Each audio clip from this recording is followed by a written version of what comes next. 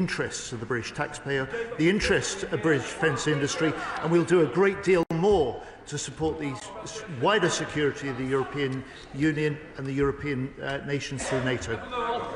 Thank you very much, Mr Speaker. Intensifying security competition in the Arctic necessitates enhanced cooperation with our regional allies. So can my right honourable friends see if the government intends to invite Canada to join the GEF? Mr Speaker, the 10 GEF nations led by the UK, established by the previous government, stepped up in terms of leadership now, support from both sides of the House, is an important part of NATO. It allows us to act ahead of unanimity in NATO, and a number of times, from critical infrastructure to exercising in the High North, GEF has led the way and will continue to do so. Organ. Thank you very much, Mr Speaker.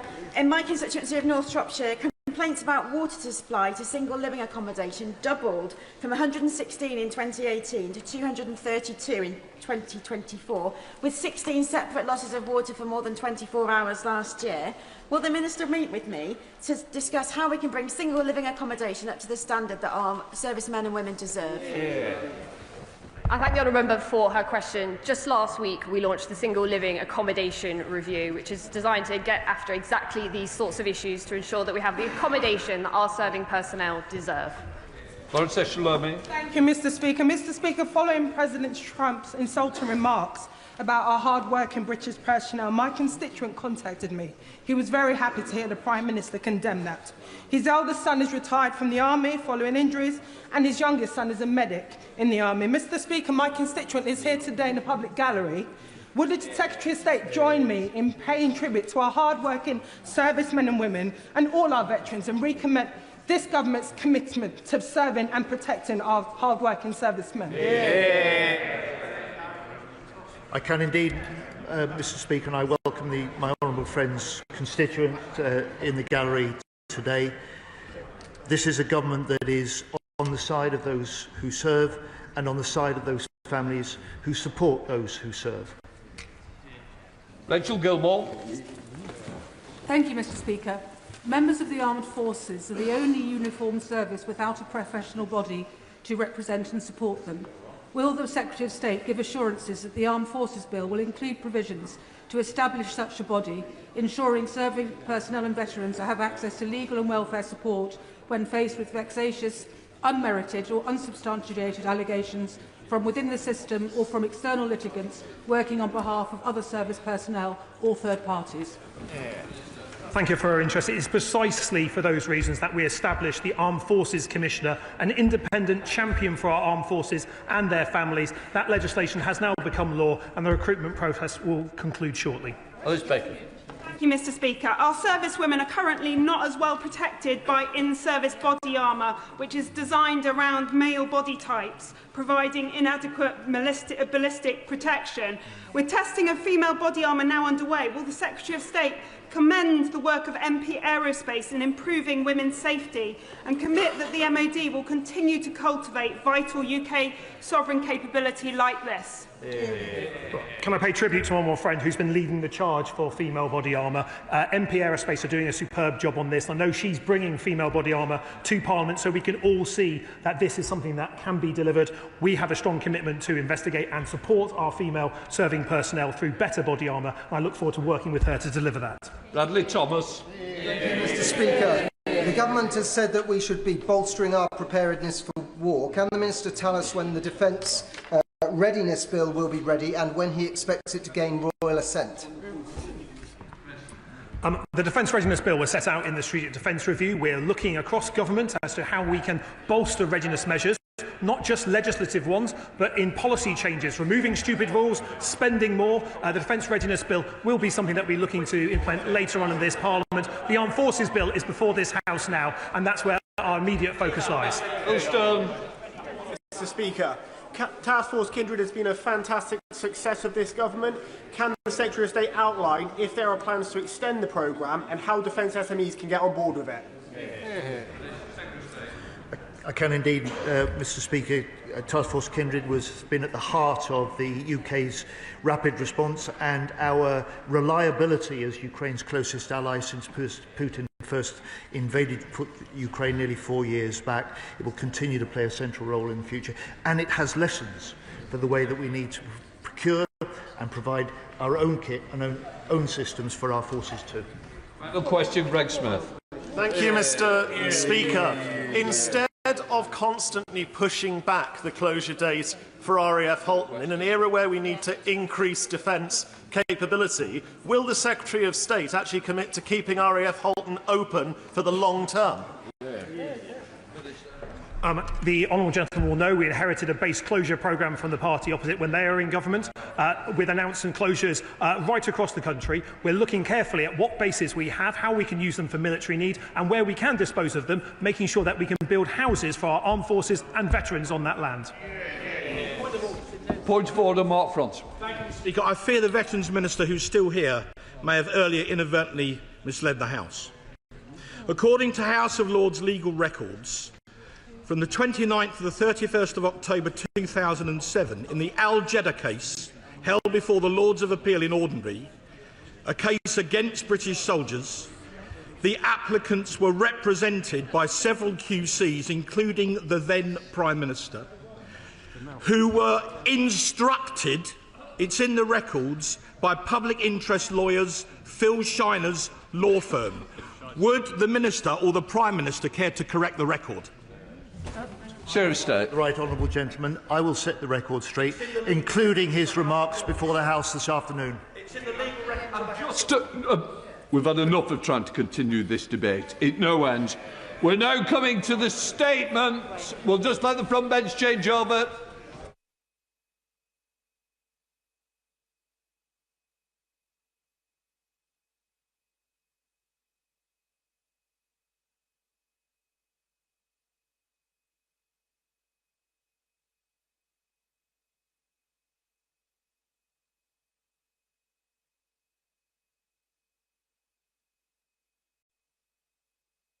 Prime Minister.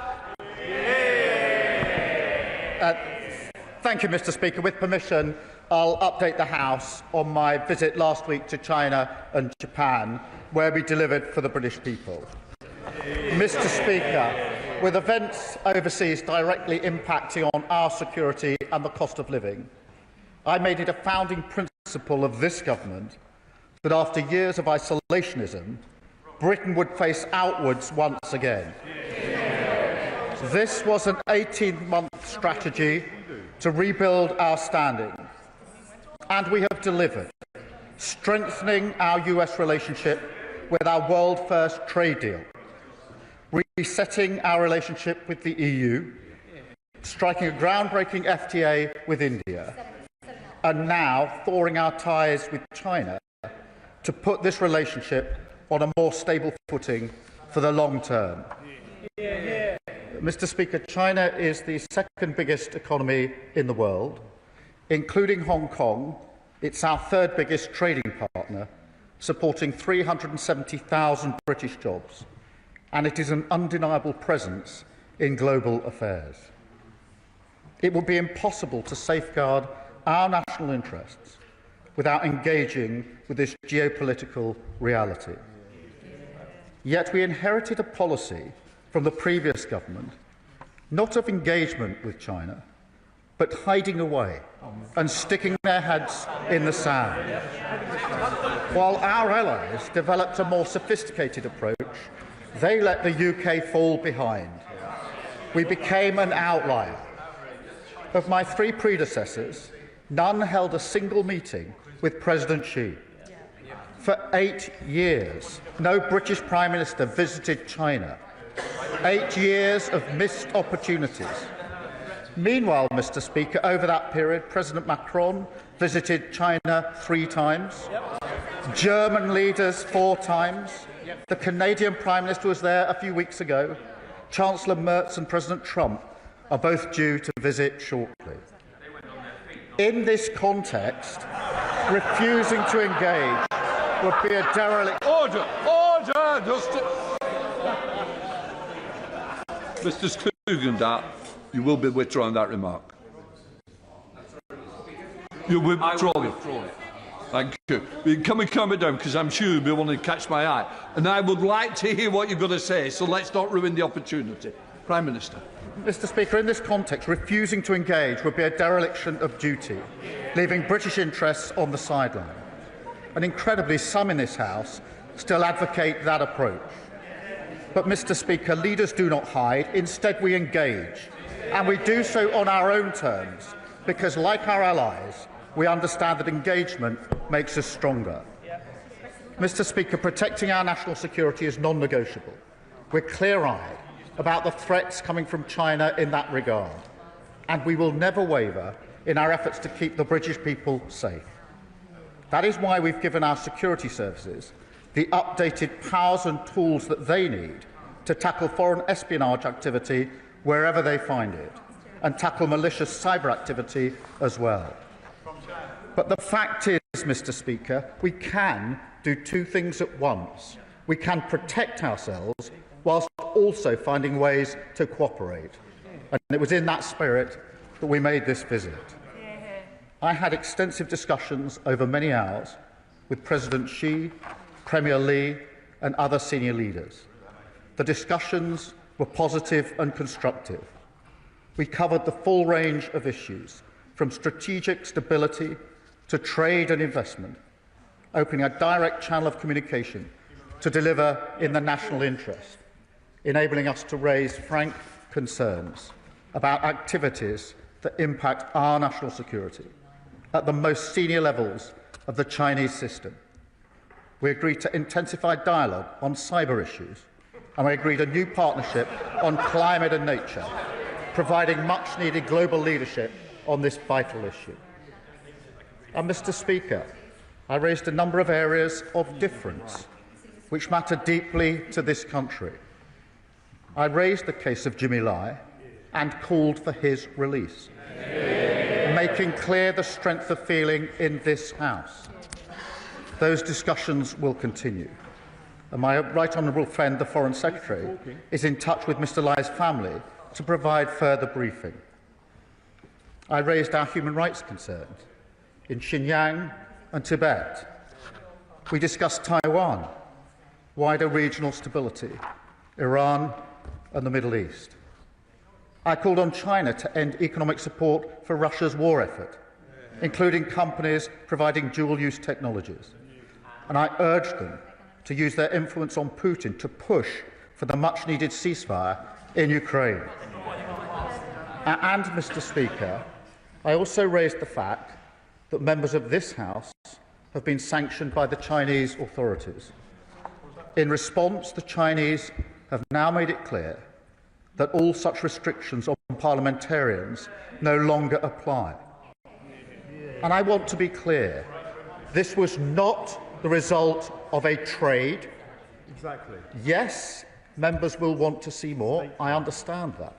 But that is precisely the point. Ignoring China for 8 years achieved nothing. This step is an early indication, not the sum total, of the kind of progress that this sort of engagement can achieve, through leader-to-leader discussion on sensitive issues, to stand up for British interests. Mr Speaker, my visit was also about creating new opportunities for British businesses to deliver jobs and growth for the British people. We took with us a brilliant delegation of nearly 60 businesses and cultural powerhouses, the very best of British, as an embodiment of what this country has to offer. If anyone's in doubt as to why this matters, I urge them to spend a few minutes with any one of those businesses. They will tell you about the incredible potential there and the importance of getting out there and accessing the market. And we made significant progress, paving the way to open the Chinese market for British exports, including our world-leading services sector.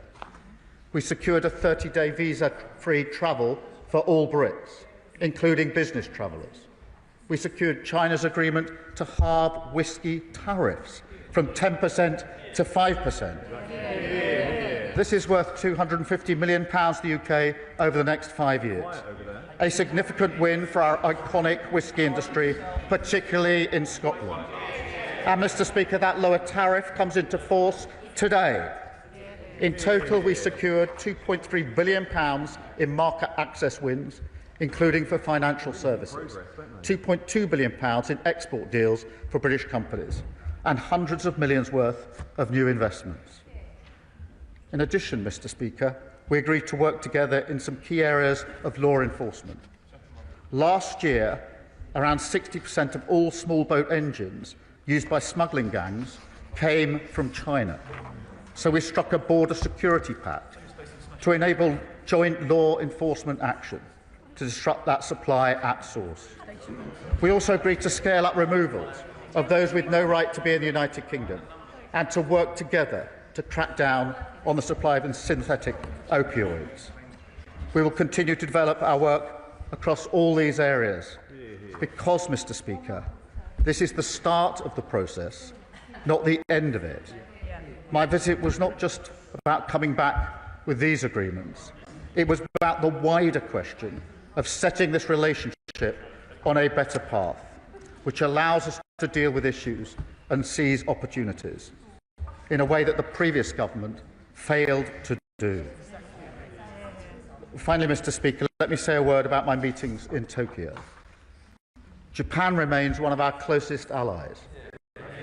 Together, we're the leading economies in the CPTPP, partners in the G7, the G20, and the Coalition of the Willing. And they are the UK's largest inward investor outside the United States and Europe. So I had an extremely productive meeting with the Prime Minister as we set out our shared priorities to build an even deeper partnership in the years to come. That includes working together for peace and security, supporting Ukraine as we work for a just and lasting peace, and deepening our cooperation in cutting-edge defence production, including through GCAP. We discussed how we can boost growth and economic resilience by developing our cooperation, first in tech and innovation, where we are both leaders, second in energy, where Japan is a major investor in the UK, and third in trade, where we're working together to maintain the openness and stability that our businesses depend on. That includes expanding the CPTPP and deepening its cooperation with the EU. We will take all of this forward, Mr. Speaker, when I welcome the Prime Minister to Chequers later this year. So, Mr. Speaker, this is Britain back at the top table at last, facing outward, replacing incoherence and isolationism with pragmatic engagement, replacing naive posturing with the national interest. In dangerous times, we're using our full strength and reach on the world stage to deliver growth and security for the British people, and I commend this statement to the House.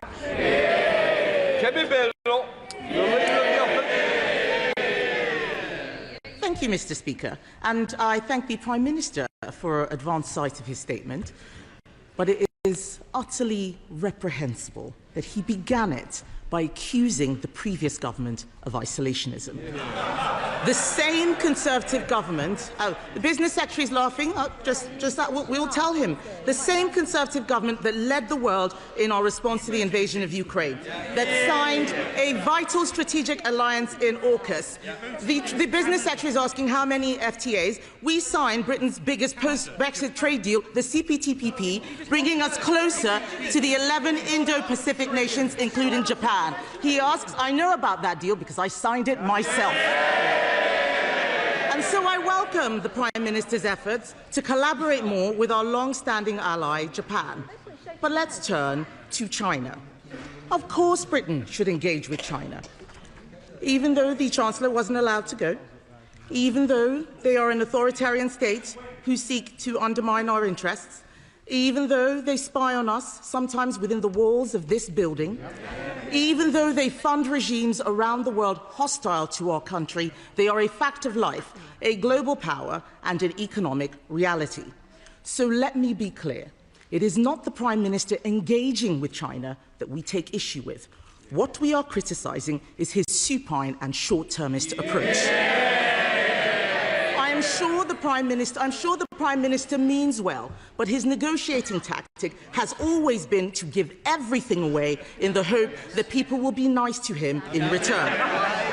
Before the Prime Minister even got on the plane, he'd already shown that he would do anything to demonstrate his good relationship with China. But China uses every interaction to improve its own position. The Prime Minister looked like he enjoyed his trip. In fact, it looked like a dream come true for a man who was virtually a communist most of his life. But apart from the...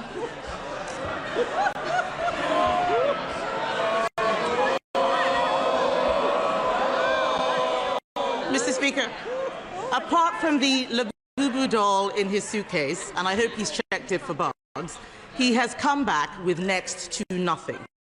We all want cheaper tariffs for Scottish whisky, but if the Prime Minister bothered to speak to the whisky industry like I did 2 weeks ago, he would know that what they really need is cheaper energy and lower taxes. What else did he get? Visa-free travel. China already offers this to other countries. It's not big enough for a prime ministerial visit.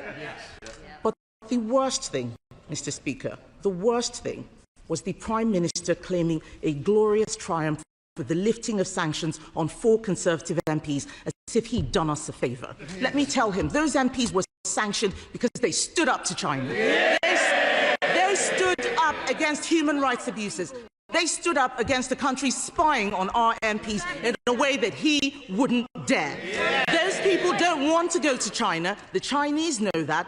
They know that they are giving him something that costs absolutely nothing. Why can't the British Prime Minister see that? And I say to you, Mr. Speaker, and the whole House, like with the _Chagos Islands, the Prime Minister has been played.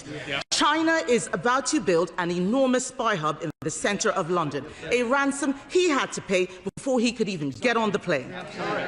I would never allow Britain to be held over a barrel like that. Yet again, the Prime Minister has negotiated our country into a weaker position in the world. His entire economic policy is to tax business more, regulate them harder, and make energy so expensive that we deindustrialise. And then we can import Chinese wind turbines, Chinese solar panels, Chinese batteries for electric vehicles, all manufactured in a country that is building a coal-fired power station every other week.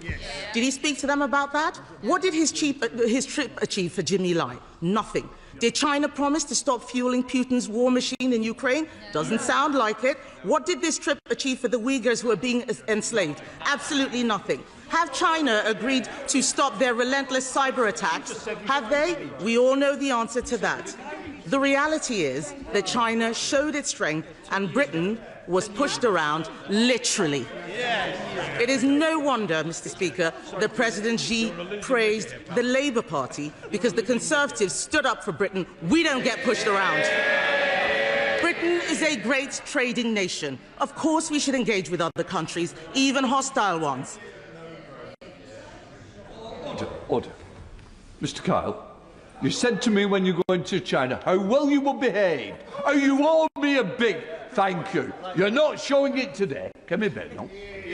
Mr. Speaker, I'm not worried about the business secretary. The entire business community thinks he's a joke and doesn't know what he's talking about. So, as I was saying, of course we should engage with other countries, even hostile ones. But we need to do so with our eyes open and from a position of strength. And that requires a Prime Minister and a government that puts our national interest first. Mr. Speaker, let me see if I understand her position. This is the Leader of the Opposition who said we should empty chair the most important NATO summit for years, who wouldn't turn up to the G7, who would rip up our valuable trade deals with the US, India and the EU. This is the Leader of the Opposition who characterised Greenland as a second-order issue, then undermined the government's position on sovereignty. And when it comes to China, her policy is to stick her head in the sand, unable to influence anything. In a volatile world, that is not policy, that's an abdication of responsibility. No wonder her front bench are leaving in droves. Mr. Speaker, she talks of the embassy, an embassy in the UK since 1877. It's currently spread across 7 sites. The Lizzie trying to hold her party to the security. Mr. Speaker, claims great. She was offered an invite for a Privy Council briefing on the issue. What did she do? She chose not to attend. Mr. Speaker, that's a dereliction of duty. Even worse, what did she do? She sent in her place the member for Croydon South, the Shadow Home Secretary. That is a double dereliction of duty. Instead of taking up a Privy Council briefing, she took up a megaphone on the streets outside the embassy. I changed my party from a party of protest to a party of power. She's rapidly going in the opposite direction. And her reply this afternoon seems to be that we should engage with China, but not engage with China. That what we should do, instead of leader-to-leader discussions where we raise all the opportunities and the difficult issues, each and every one of them, instead of those leader-to-leader meetings, she'll get a bag of sand and put her head in it and influence absolutely nothing. They're so unserious about world affairs. Chair for the First Select Committee, Dame Emily Thornbury. Thank you very much, Mr. Speaker. I'd like to thank the Prime Minister for his statement, and I'm pleased to see that his trip went so well. This morning, I was in touch with the Scotch Whisky Association, who want me to convey their congratulations to the Prime Minister for securing reduced tariffs with China. But there is, of course, more work needed. A Prime Minister's job is never done. The biggest overseas market for whisky is, of course, the US, where the tariff is still too high. So can the Prime Minister confirm that this will not be the end of the support that he will give to the Scotch whisky industry and will continue to be an advocate for them? Yes, I can confirm that. We're continuing to work with the US and, of course, the India deal that we've secured will have an impact on tariff for whisky as well. Okay. Leader of the Liberal Democrats, Sir Ed Davey. Thank you, Mr. Speaker. And with your indulgence, can I start by paying tribute to my friend Jim Wallace, one of the great Scottish Liberals, and offer our thoughts and prayers to his family and many friends. Jim devoted his life to public service, his Christian faith, and the cause of liberalism. But, Mr. Speaker, his judgment wasn't always impeccable, for it was Jim who gave me my first job in politics. As opposed to your last. We will miss him. Turning to the statement, can I thank the Prime Minister for advance sight of it? I listened to the Conservative leader, whose position now seems to be to oppose trade with the world's biggest economies. So much for global Britain. But with Mr. Speaker, with President Trump threatening tariffs again, just because of the Prime Minister's trip, with Vladimir Putin still murdering civilians in Ukraine, now more than ever, the United Kingdom must forge much closer alliances with nations who share our values, our belief in free trade, and our commitment to our mutual defence. But China is none of those. The Prime Minister's main focus should be on the closest possible ties with our European neighbours, our Commonwealth allies, and our friends like Japan and Korea. So once again, he has made the wrong choice. However, unlike the Conservative Party, we think he was right to go and engage. But just like with President Trump, he approached President Xi from a position of weakness instead of a position of strength, promising him a super embassy here in London in return for relatively meagre offers from China. He rightly raised the case of Jimmy Lai, whose children fear for his health after 5 years held in captivity. So will the Prime Minister tell us what Xi said to give him confidence that Mr. Lai is now more likely to be released? Did he also challenge Xi over the bounties on the heads of innocent Hong Kongers here in the United Kingdom? Or the revelations that China hacked the phones of number 10 officials for years? In other words, did he stand up for Britain this time? And yet again, Mr. Speaker, the Prime Minister had to spend time on a foreign trip responding to revelations about the vile paedophile and sex trafficker Jeffrey Epstein and his relationship with Lord Mandelson. The Prime Minister has rightly said that Mandelson should resign from the other place. But since he hasn't, will he back a simple piece of legislation to strip him of his peerage? Surely this House could pass it tomorrow. Minister. Can I start by offering my deep condolences on behalf of the Government in relation to Lord Wallace? He was a kind and decent man, and I know he'll be sorely missed on the Liberal Democrat benches, and may he rest in peace. In relation to the approach to China, of course we need to build stronger alliances with our key partners, and that's what we have been doing, particularly with the EU. But he's wrong. It's not a choice between doing that and engaging with China. One can do both, and that is what we're doing. And I think it's more important where there are opportunities and sensitive and really important disagreements to have a meeting to discuss them. Because the House is violently agreeing that there are issues that need to be discussed. The difference between us is we think that having a leader-to-leader meeting to discuss those issues is better than sticking your head in the sand if you really want to influence things. So we can do both. In relation to the points he raised, yes, I did raise the case of Jimmy Lai, and we've now spoken to his family about that discussion. Yes, I did raise the case of Hong Kong. I raised a number of human rights issues as I listed. The point was, by being in the room, having the debate one-to-one with the leader at leader level, it was possible to raise those issues. There is frankly no point standing in this House shouting and screaming about issues if you're not prepared to get in the room to discuss them. It gets you absolutely nowhere. Business Committee, Liam Byrne. Thank you very much, Mr. Speaker. I want to welcome the Prime Minister's serious engagement with serious power. It is essential to safeguarding our national interest. Mr. Speaker, the complexities of China require from Britain a whole-of-society approach, which is completely impossible until the government publishes a clear China strategy to explain what is off-limits and how we're going to rebalance competition with Chinese industry that is 6 times over-subsidised compared to our firms. Now, last week in Europe, I heard very clearly from our partners that they are worried that the lackadaisical approach to policing Chinese competition risks deeper integration with Europe. The EU has 143 trade measures in place against Europe. We have none. So will the Prime Minister now follow through his meetings last week and publish a strategy coordinated with our allies so we can take out the guesswork and put in place the guardrails for this important relationship? Prime Minister.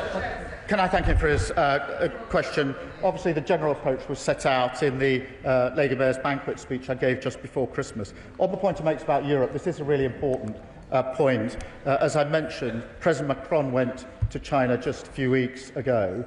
Chancellor Merz is due to go very shortly, and he won't be surprised to learn that the three of us, as the E3, discussed in advance the approach we would take, and we'll discuss during the visits and afterwards the outcomes and how we go forward as a group of European nations. Father of the House, Edward Lee. What absolutely unites everybody in this place is absolute outrage at the treatment of Jimmy Lai, a British citizen whose only crime is to campaign for democracy and to ask the Chinese to obey the spirit and the letter of the agreement that we made with them solemnly before the 1997 takeover. Now, the Prime Minister, I saw the weekend, said he'd raised respectfully with the latest Chinese emperor the case of Jimmy Lai. Respectfully, doesn't the Prime Minister realise that the Chinese only accept strength, that everything is a deal? So why didn't he say to them, there'll be no Chinese embassy until you stop spying us in this House, that you give an absolute assurance to us on Diego Garcia, and above all, you free Jimmy Lai now? Mr. Speaker, I raised the case of Jimmy Lai in terms with the President, as in fact I did, as he knows, at the G20 when I met the President for the first time, and we have updated the family in relation to the progress that we've made. But the position of the party opposite seems to be you should raise the case of Jimmy Lai by not going to China and raising the case of Jimmy Lai. Defence Select Committee, Tam Singh Desi. Thank you very much, Mr. Speaker. We must engage pragmatically with our allies and with others around the world when it serves the national interest, and that is why I welcome the Prime Minister's engagement with both our close ally Japan as well as our major trading partner China. I also welcome my right honourable friend's commitment to the Global Combat Air Programme, which, as the Defence Committee illustrated, is of vital strategic importance as we develop the next generation of fighter jets. But our Japanese and Italian friends are understandably nervous because we have as yet not penned to paper the full contract as was planned last year for Tempest. So can the Prime Minister clarify when that fully formalised contract on GCAP will be penned, and can he also confirm that the timeline and programme will not be sliding sideways? Prime Minister. Can I thank him for raising this programme, which is a very important programme. He'll be pleased to know I did discuss it in my discussions with the Prime Minister in Japan, and we will be publishing our defence investment plan shortly. Tom Tugunda. Thank you, Mr. Speaker. You have been stalwart in standing with those of us who were sanctioned by the People's Republic of China all those years ago, and you've been very clear that we stand as one in this House. Do you not find it as surprising as I do that the Prime Minister has come back with a deal that lifts the sanctions on those 6 of us who are still in this House, but not the one who isn't, nor the lawyers, advisers and academics who support the work of this House? Is this not a direct affront to the democracy of this place, an attempt to divide and conquer that we've seen China play against the European Parliament and, sadly, has tricked our government too? Prime Minister.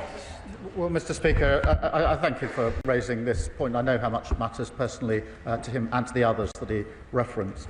I did raise it directly, and that got the response that the restrictions do not apply to parliamentarians. I accept the challenge that we need to go. I accept the challenge, the point that we need to go further. That doesn't mean that what we've achieved should be put to one side. I accept that we must go further, and I'll work with colleagues across the House in order to do so. But in order to go further, we have to engage, and we have to engage at the leader level. Tony Vaughan. Thank you, Mr. Speaker. Can I thank the Prime Minister on his grown-up approach to UK engagement with China? And can I also congratulate him on the agreement for a crackdown on manufacturers of small boat engines and parts, which directly impacts my constituency. But given that the party opposite wouldn't even have gone to China, would you agree with me that the choice is between the Labour government doing the hard yards to shut down the smuggler supply chains and the Tory party who prefer posturing and permanent failure in the Channel? Prime Minister. Thank you for raising 60% of motors used across the Channel are coming from China, so of course it's right to engage appropriately in China on this issue and to get the agreement we got, Mr. Speaker, on information sharing and working to ensure that those engines can't make their way from China to the north coast of France. Taylor. Mr. Speaker, I'm going to have another chance, another try at the question my right honourable friend asked in his original statement. Can the Prime Minister tell us what President Xi said about the case of Jimmy Lai and what gave him the confidence that we might see movement in the case soon? Can he also let us know what the response was on challenging the bounties put on the heads of dissidents that are here in the United Kingdom, and whether he challenged the transnational repressions that Hong Kongers across the country fear, and whether there's any prospect of them being able to walk the streets without worrying about interference from the Chinese state on our streets? Prime Minister. As I told the House, I raised the case of Jimmy Lai in terms. I won't go into the details of the discussion, safe to say, but we've subsequently spoken to Jimmy Lai's family about that. In relation to the wider issues he raises, including Hong Kong, yes, all of those issues were raised. Samantha Nib. Thank you, Mr Speaker, I want to thank the Prime Minister for his incredible leadership on an international scale, which has a direct benefit on us domestically, not least the disrupting of the supply chain for engines to small boats. I just wonder, because it's not a silver bullet to solve the challenge with immigration through illegal routes, whether the conversation came up about TikTok being used as a platform to share disinformation and misinformation to encourage people to make dangerous journeys. Prime Minister. We raised a number of issues in relation to smuggling, but the focus was very much on the small boat, on the engines for the small boats, because of the fact that 60% of them are coming from China. We need to stop that supply chain if we're going to deal with the crossings. Sir Andrew Mitchell. Thank you, Mr. Speaker. In spite of the somewhat thin economic gruel with which he has returned, the Prime Minister was absolutely right to visit China. But if I may return to the issue of human rights, and in particular Jimmy Lai, did the Prime Minister say, as the whole House would have wished him to say, that this British citizen, nearly 80 years old, held in solitary confinement and denied the chance to practice his religion, should surely receive clemency and be returned to the United Kingdom, or did he merely deliver a written note? Minister. No, I didn't deliver a written note. I engaged seriously on the issue, as he would have expected me to, and went into the details of the case that I was making in the way he would have expected me to do so. Rachel Blake. Thank you, Mr. Speaker. My constituent, the journalist and democracy campaigner Jimmy Lai, was convicted under Hong Kong's draconian national security law. I've listened carefully to what my right honourable friend, the Prime Minister, has said. We have heard that he has raised this issue on his visit. Jimmy Lai is desperately unwell now. His health is failing. I've heard what the Prime Minister has to say. I'm grateful that the Foreign Secretary will be speaking to Jimmy's family. Can the Prime Minister share with us his assessment of will we see Jimmy Lai free in 2026? Prime Minister. Can I thank her for all the work she does on behalf of her constituent? Yes, I did raise this and in detail and made it clear that we were calling for his release, plus other details of the situation in which his health and the situation is being held in. I believe it's the right thing to engage at the highest level on issues of such concern and to have that conversation. I believe that is a far better strategy than putting your head in the sand, which is the policy apparently of the party opposite. Stephen Flynn.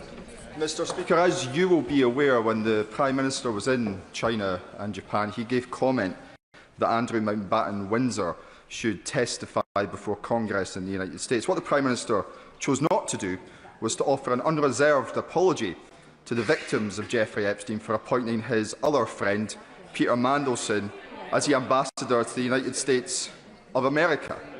So now that he's back from China and Japan, will he take this opportunity to do just that? And does he agree with myself that Peter Mandelson should be subject to a police investigation for potential criminality whilst in public office?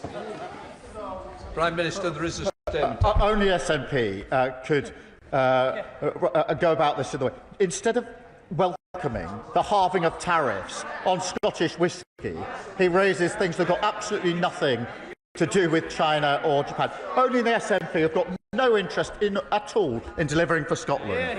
Thank you, Mr. Speaker.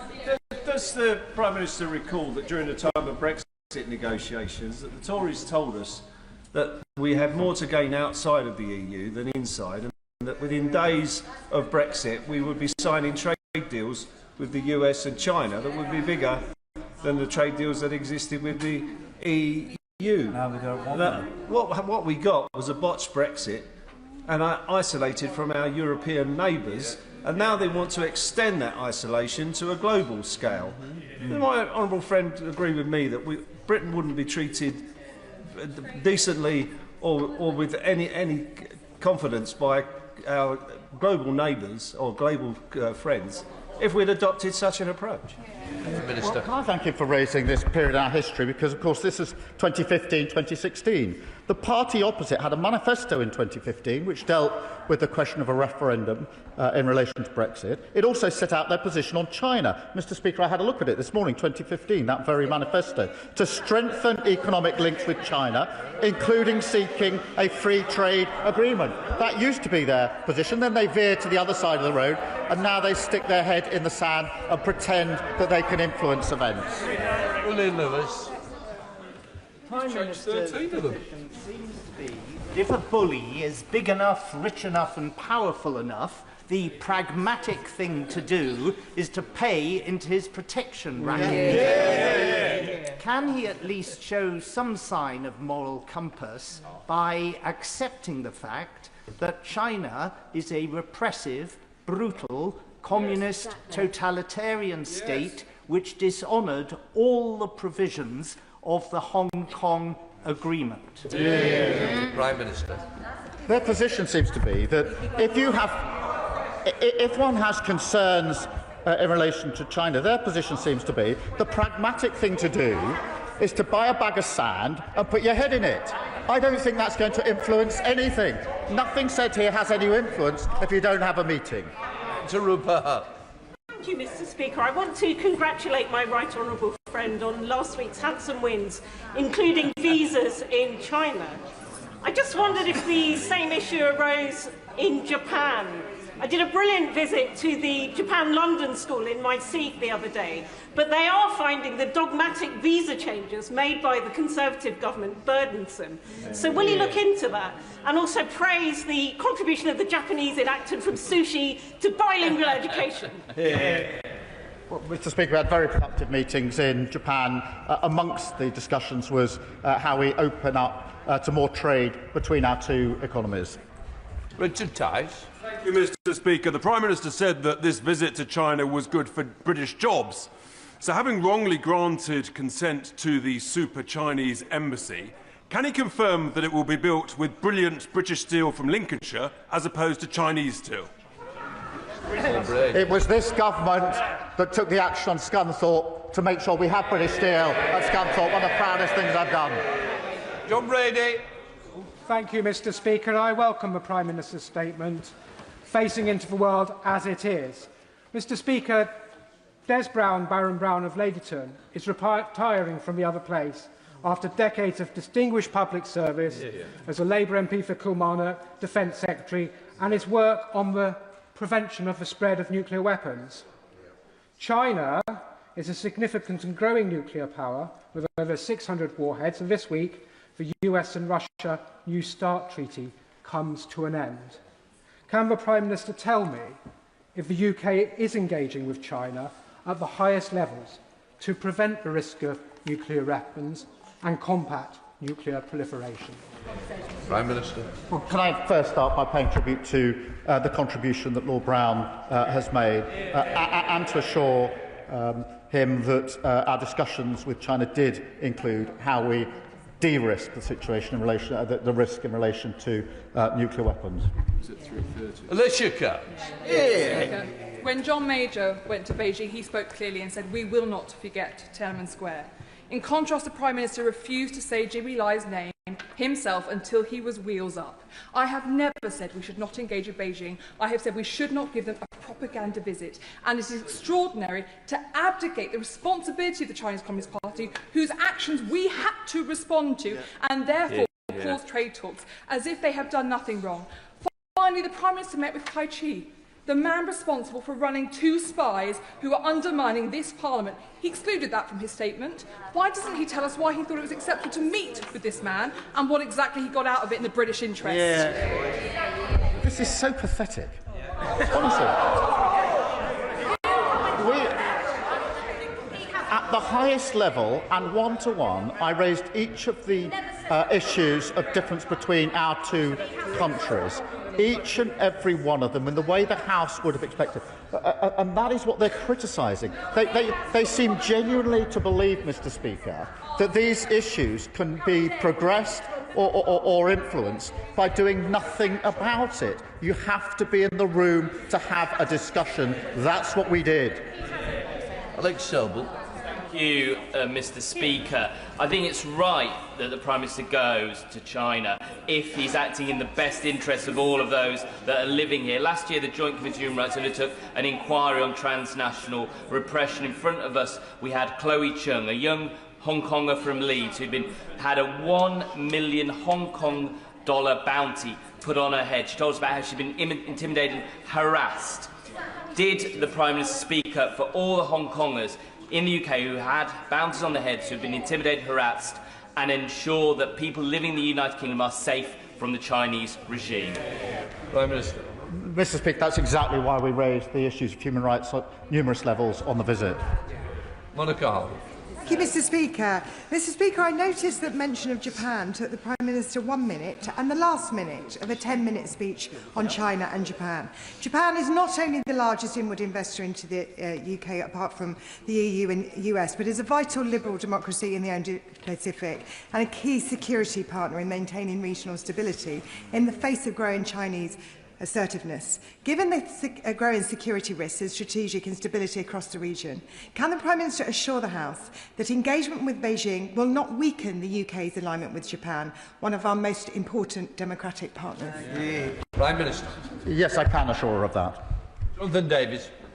Thank you very much, Mr. Speaker. In respect of the statement following the visit to China and Japan, I thank the Prime Minister for being in the room and challenging China on its appalling human rights record and also fighting for British jobs. But in respect of his visit to Japan, can I ask, did the issue of Toyota come up? Because Toyota is a significant employer in Derbyshire. It's worth over £5.5 billion to the local economy. And can we do more with Toyota because it's really good for jobs here?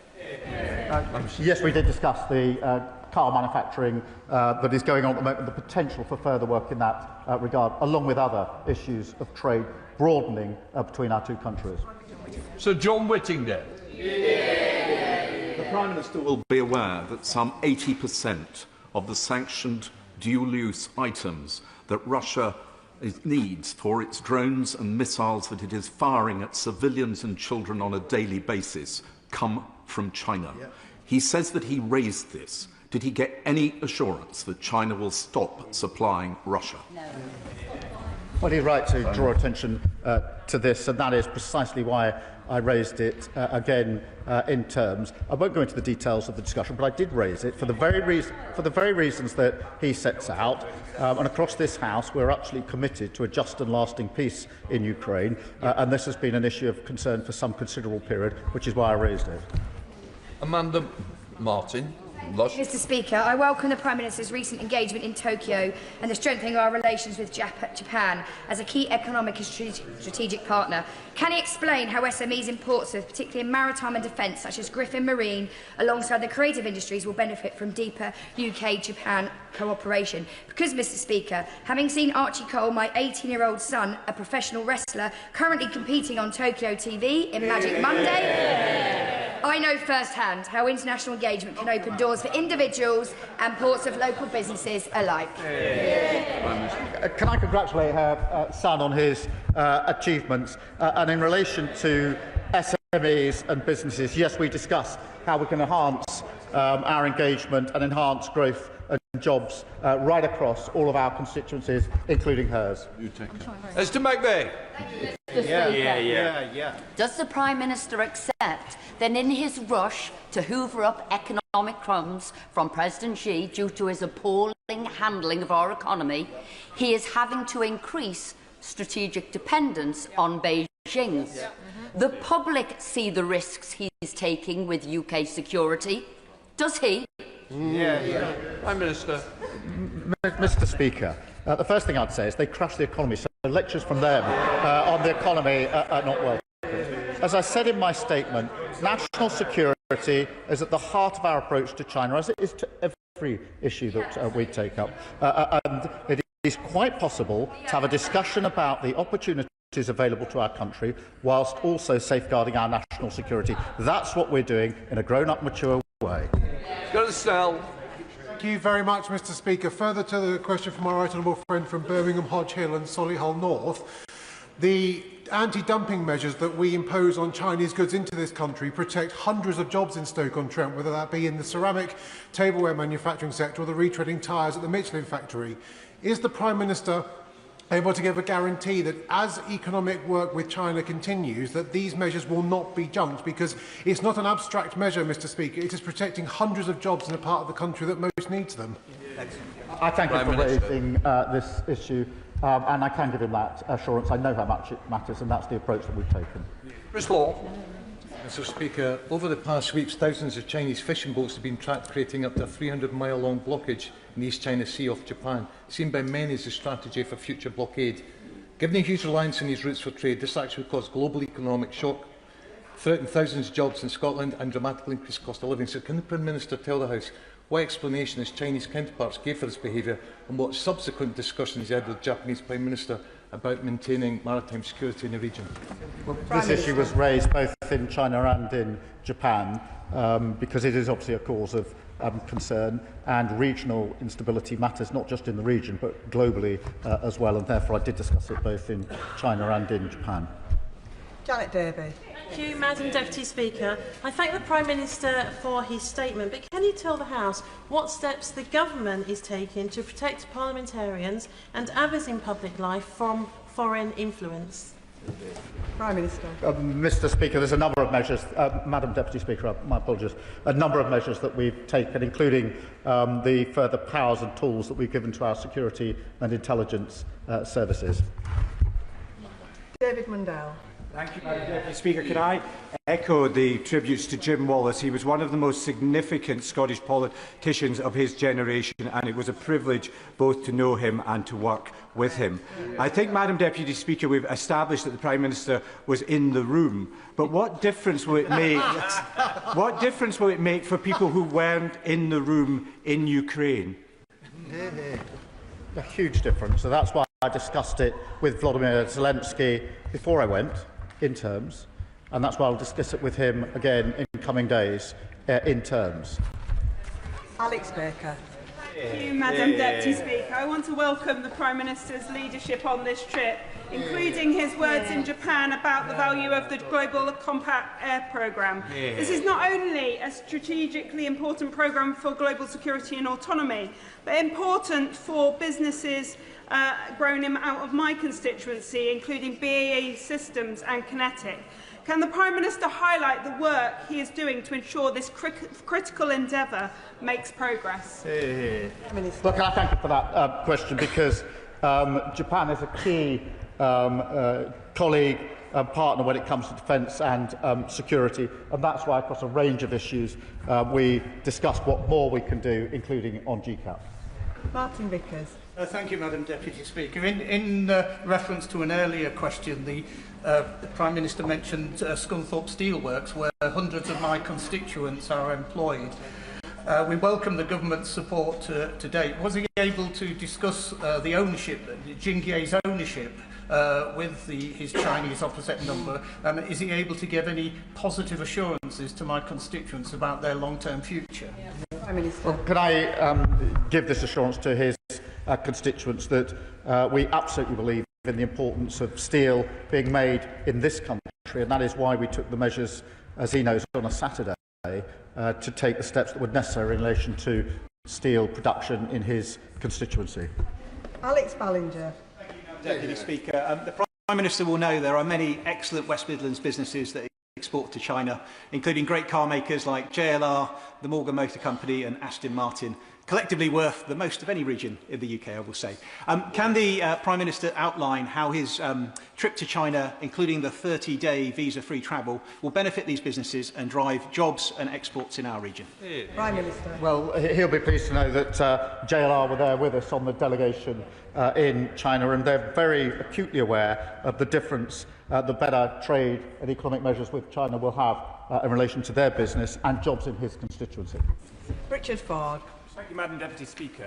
In 2023, the Intelligence and Security Committee reported that, quote, the UK's academic institutions provide a rich feeding ground for China to achieve both political influence and economic advantage. Can the Prime Minister let us know, was the issue of interference in the UK universities raised with President Xi? Well, I raised a wide range of issues of concern to this House with President Xi, as he would have expected. Rachel Taylor. Thank you, Madam Deputy Speaker. Growing our relationship with China could boost our motor manufacturing industry. The Prime Minister will know only too well that small businesses in this sector are the engine of economic growth in my constituency and right across the West Midlands. Can he set out how his visit will help small businesses in North Warwickshire and Bedworth? Prime Minister. Well, Mr Speaker, and thank you for a question. This is so important in terms of the opportunities that we have, and that's why we had representatives from motor manufacturing with us. They're only too well aware of the great advantages that taking a full benefit of the opportunities will have for her constituents and others. Dr Andrew Merrison. The Prime Minister's friend Baroness Helena Kennedy, a sanctioned person, clearly believes that the juice wasn't worth the squeeze, or indeed the price of the plane tickets, because she's described the returns the Prime Minister has secured as meagre. She's right, isn't she? Prime Minister. I've known Helena for many, many years. We shared a room when we worked together in chambers. We agree on many, many things, but not everything. 𝗟𝗶𝘃𝗲. Thank you, Madam Deputy Speaker. I thank the Prime Minister for his statement and for what he said about calling on China to end support for Russia's illegal war effort. We cannot ignore the threat to our shores that comes from them. As we know very well in Wales, where Nathan Gill, the Reform UK former leader in Wales, is serving 10.5 years in prison for taking bribes from Russia. So will the Prime Minister again join me in condemning that treacherous activity and reassure me that he will continue to push China on this important point? Yes, I will, and I'm grateful for raising the shocking case of Nathan Gill, as he rightly says, I think 10.5 years for taking bribes in relation to Russia, and the leader of Reform is not even interested enough to make an investigation to see whether that's the extent, which it won't be, of Russian influence in his party. Lincoln Jock. Thank you, Madam Deputy Speaker. I thank the Prime Minister for his statement. I just want clarification on the members of this House who were formally sanctioned. The Prime Minister said, President Xi told me that all parliamentarians are now free to travel to China. Does that mean that they are no longer legally sanctioned? And did he get that in writing? Prime Minister. That is my understanding in relation to all parliamentarians. In relation to parliamentarians, I accept that in relation to others, we do need to see how much further we can go. Matt Bishop. Thank you, Madam Deputy Speaker. I thank the Prime Minister for his statement. I wondered if he agrees with me that the security of this country is the government's first and foremost priority at all times. Prime Minister. Yes, I do. It's front and centre of everything we do, wherever we're acting on the world stage. Darren Jones. Thank you, Madam Deputy Speaker. I just wanted to follow up on the question from the Chair of the Defence Select Committee and the member for Aldershot on GCAP. We know that the funding for the next round of GCAP is shortly going to run out in a matter of months for Edgewing and for the British phase of the programme. It's been reported that this is being delayed due to the delay to the Defence Investment Plan. Will the contract for the next phase of GCAP be signed before the Defence Investment Plan is published? Prime Minister. He'll be pleased to know this was a matter of discussion in Japan, and the Defence Investment Plan will be published very soon. Calvin Bailey. Thank you, Madam Deputy Speaker. Mark Carney rightly challenged fellow middle powers to stop living a lie and recognise the changes in the geopolitical landscape, because comfortable assumptions about the international order are no longer true. The system which once we benefited from cannot become the source of our subordination. It was therefore important to hear the Prime Minister's firm commitment to GCAP in Japan, and does he agree with me that investment in programmes like GCAP is essential to address this geopolitical challenge?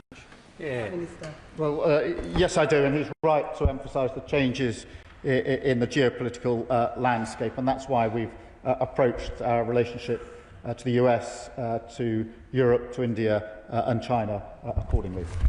Greg Smith. Thank you, Madam Deputy Speaker. In his discussions on what the Prime Minister somewhat mildly describes as areas of difference, did he raise the discovery of kill switches and hidden comms devices in Chinese-manufactured solar panels? And if he did, Can he assure us that rather than politely asking for this practice to stop, he demanded it? Madam Deputy Speaker, we raised all of the sensitive issues, and we did it in direct terms and in the room, and that, to my mind, is the right way of trying to make progress on these very important issues. Baker. Madam Deputy Speaker, it was a privilege to serve with Jim Wallace in Holyrood, and can I associate myself with the tributes to him. Following trade deals with Europe, China and India, worth hundreds of millions of pounds to Scottish businesses, and defence contracts securing thousands of jobs, can the Prime Minister tell us how he will build on this success for Scotland? And does he agree it's about time with the Scottish Government with the same level of ambition for Scottish businesses? Well, it's astonishing that the SNP are simply not interested in the progress we've made in the India trade deal, which is hugely beneficial to Scottish businesses, and in relation to the halving of tariffs that comes into effect today in relation to China. And the businesses in Scotland know exactly what it means to them, which is why they're celebrating. The SNP can't bring themselves to even welcome it. Jim Allister. Madam Deputy Speaker, I certainly acknowledge the tariff easement in respect of Scottish whisky and its the apparently superior Bushmills whisky from my constituency. But could I ask the Prime Minister whether his visit will do anything to address the proliferation of heavily subsidised Chinese vehicles which are flooding our nation, particularly in the bus sector, where recently we now have 500 subsidised Chinese vehicles, courtesy of Transport for London, on the streets of our capital city, whereas in both Scotland and in my constituency, we build the highest quality of buses. Will there be any action to support British buses as a result of what the Prime Minister is seeking to do? Prime Minister. I see we've opened a whisky competition, but he's quite right. It is really important that we champion the building of buses and so much else in the United Kingdom, where we've got great examples of that, and that's why we will always put the national interest first. 𝗟𝗏. Thank you, Madam Deputy Speaker, and I welcome the Prime Minister's report back from his visit to China and Japan, something that the previous Tory governments refused to do for many years. He outlined many of the issues discussed: human rights, trade, security.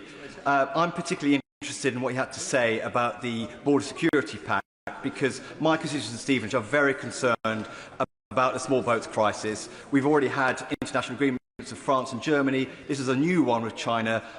I'd like to know more about how this is going to work. How can I do that?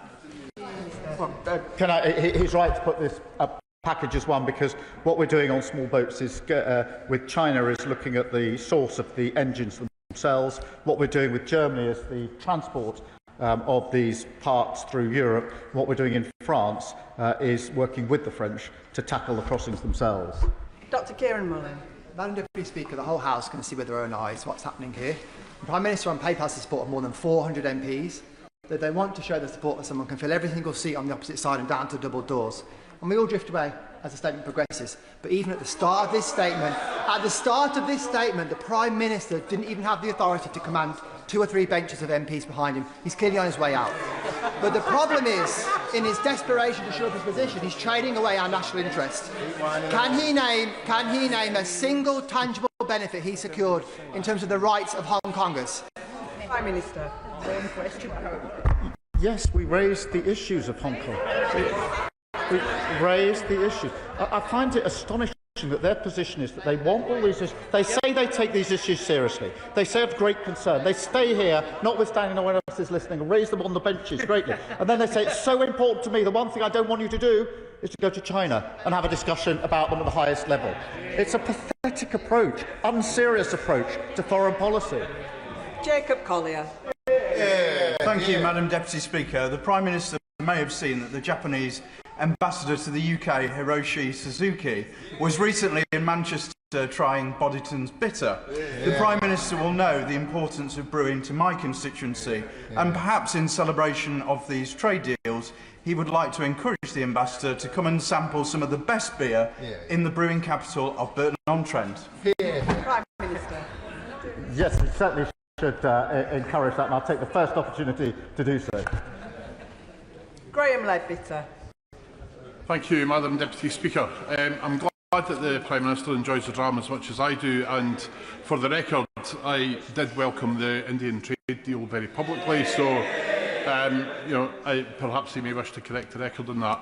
I'd like to focus, however, on a really significant issue for employment in my own constituency, which is the 𝗟𝗶𝘃𝗲 site, part of the Cromarty Green Freeport, in which Mingyang have expressed a significant investment interest in. I fully understand the national security concerns that need to be addressed in this, but a decision is long overdue in this. It has been with the government for a long, long time. There is investor jitteriness about it. Supply chain is vexed about it, and it's certainly not helping the just transition and putting significant job opportunities at risk. When will the decision be taken, and either let them get on with it or move on to another opportunity? Prime Minister. Can I thank him for raising this issue, which is a concern to his constituents and across Scotland and indeed the United Kingdom. No decision has yet been made, and I'll update the House as soon as I can. Josh Dean. Thank you, Madam Deputy Speaker, and I thank the Prime Minister for his statement today. Last Thursday, I held a public meeting with the Hong Kong community in Bishop Stortford. We met to discuss the proposed changes to indefinite leave to remain, but there was real strength of feeling about the case of Jimmy Lai and democratic freedoms in Hong Kong. So I'm really pleased to hear the Prime Minister raise that. Would he take this opportunity for the benefit of my constituents to set out again the detail of those discussions? Will he also reassure them of this country's commitment to those from Hong Kong who have made their home here, and that this government will listen carefully to their views as part of the Home Office's consultation on earned settlement? Prime Minister. Well, let me give him that reassurance for those from Hong Kong in his constituency and across the whole country, and the support that we will put in for them. John Cooper. Thank you, Madam Deputy Speaker. The SNP Scottish Government undertook a secretive trip to Beijing last year and caught a case of renminbi fever while they were there. They're now blundering around on the world stage, desperate for Mingyang to put money into Ardashir. Notwithstanding the jobs, will the Prime Minister assure the House that he will take cognizance of national security issues? We do not want jobs at any cost. We cannot have wind farms that have Chinese kill switches fitted. Well, as you will have heard me say a moment ago, no decision has been made yet.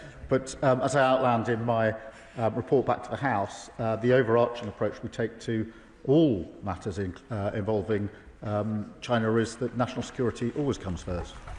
David Taylor. Thank you, Madam Deputy Speaker. On behalf of the all-party group on Japan, can I say 𝗟𝗶𝘃𝗲 gozaimasu to the Prime Minister for his visit to Japan, and I hope that he had a sugoi time. I think we are all proud in this House of the GCAP programme, which holds a great opportunity not only for global, regional and UK security, but also for British jobs. The Prime Minister mentioned that Japan is already one of the main investors in the UK. Does he share my hope that this programme, just like the Concord programme with France all those years ago, will lead to knock-on benefits for British jobs and innovations in our economy? Prime Minister. Well, can I thank him for his comments and his message over the weekend. Japan is a key NATO ally, G7 and of course the Coalition of the Willing, and as he rightly points out, with key investments in the United Kingdom, and that's why we discussed all those matters and GCAP when we were there. Gregory Stafford. Madam Deputy Speaker, the Prime Minister mentioned his previous meeting with the Chinese President in Brazil at COP. One day later, 45 pro-democracy Hong Kongers were sentenced. Uyghurs, Falun Gong, Tibetans, unregistered religious groups, human rights lawyers and pro-democracy campaigners, Hong Kongers in this country, Jimmy Lai. What single tangible difference has the Prime Minister made for their safety and security?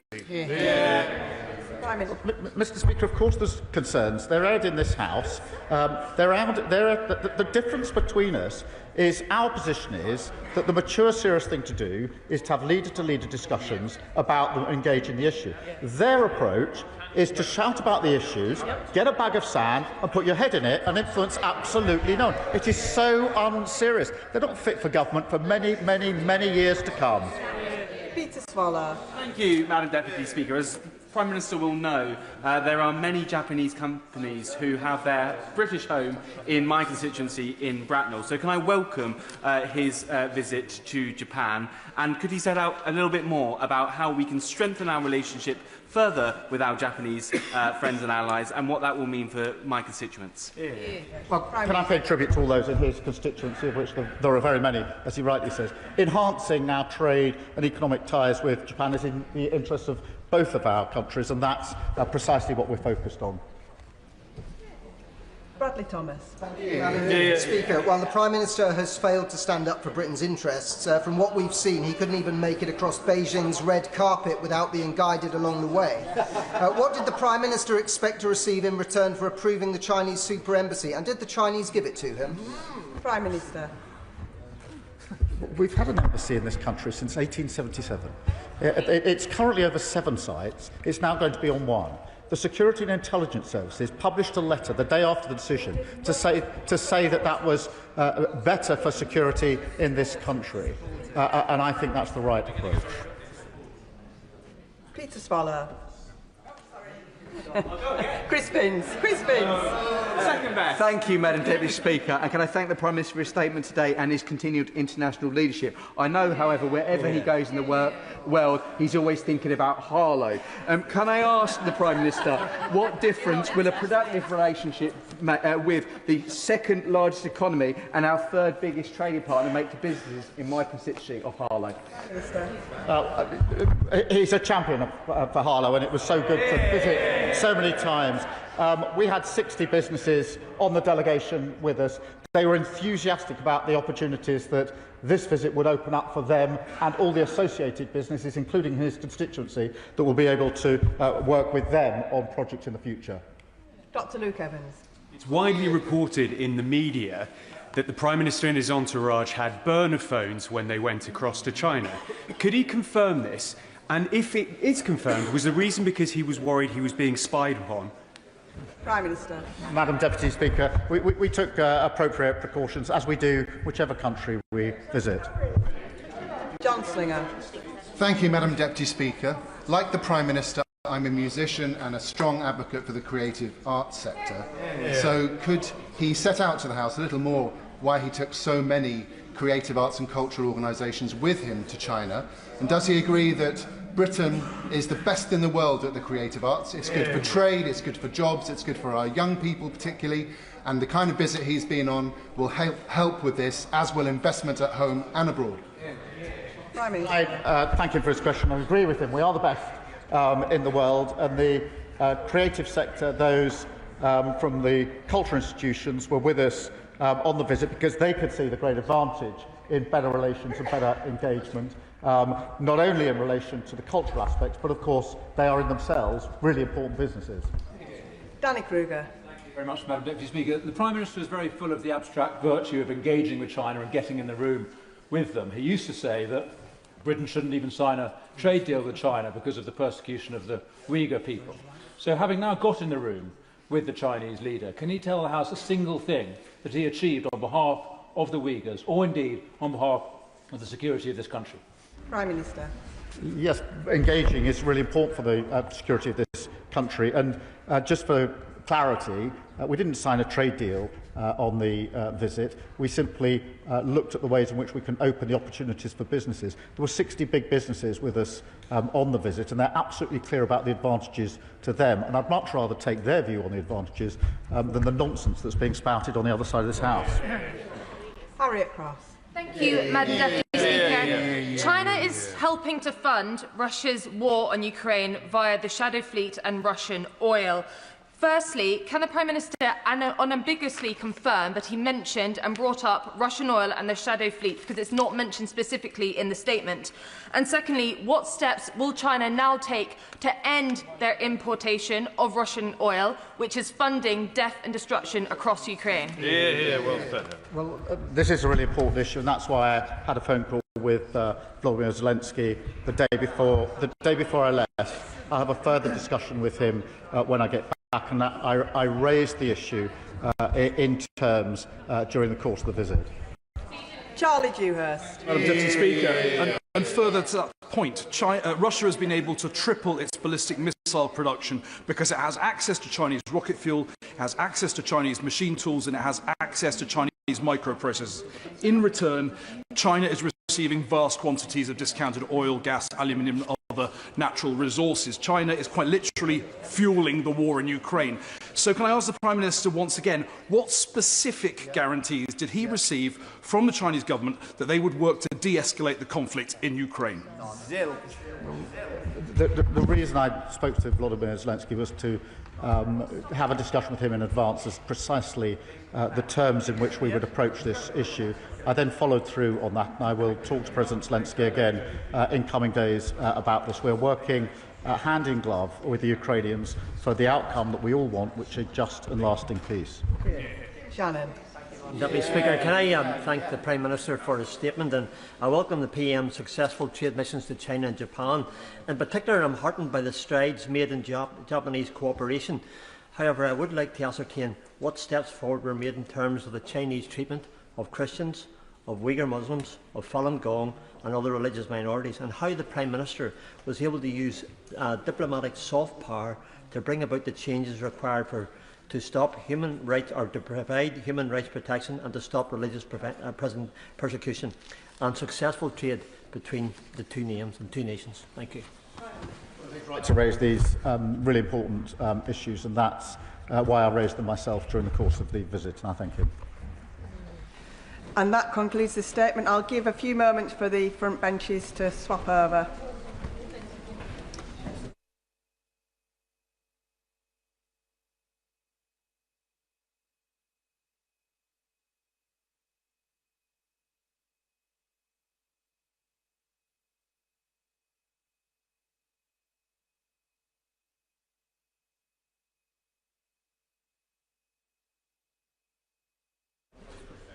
Statement.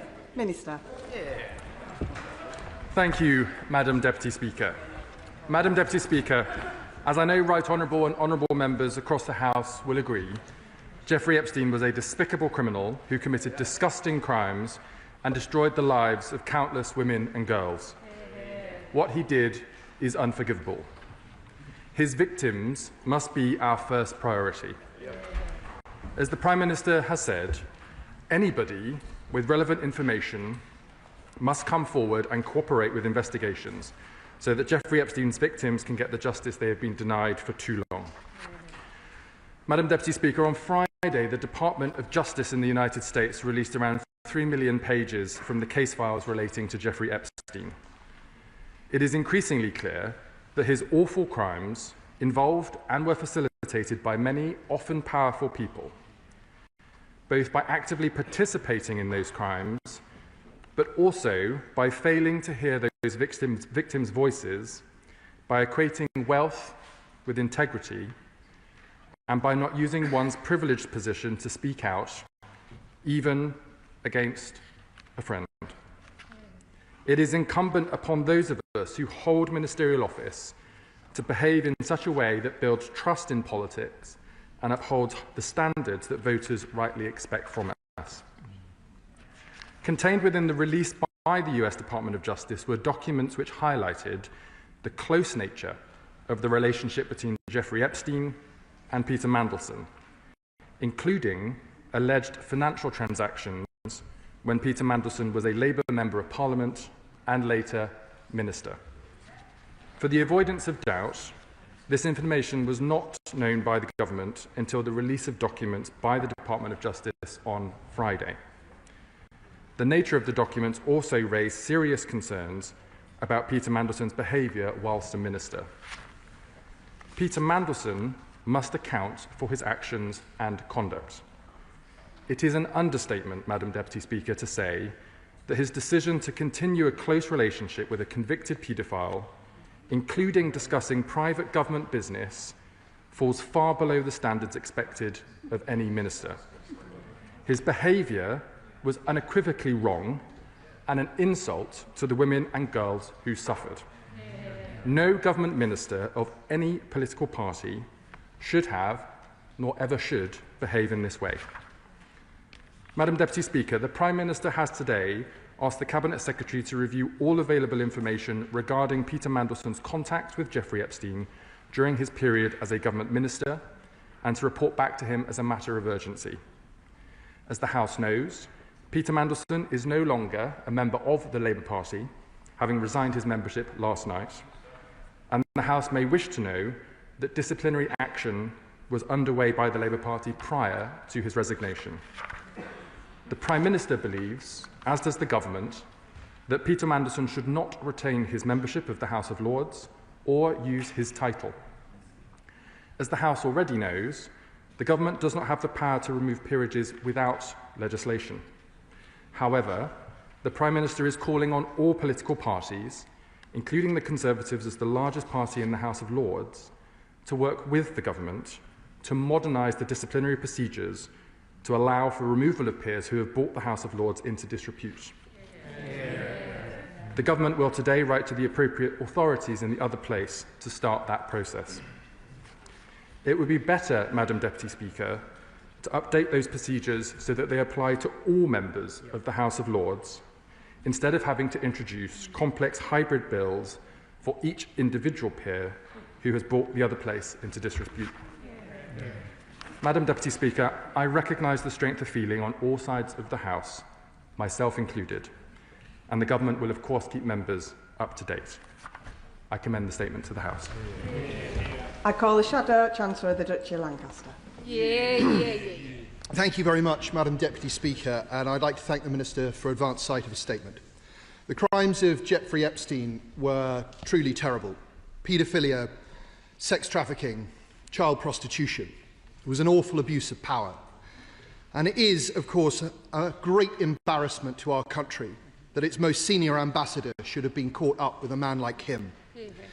In this latest set of releases from the US Department of Justice, it's clearer than ever that theirs was a relationship built not just on affection, but on the transfer of money from Epstein to Mandelson's family and the transfer of information from Mandelson to Epstein.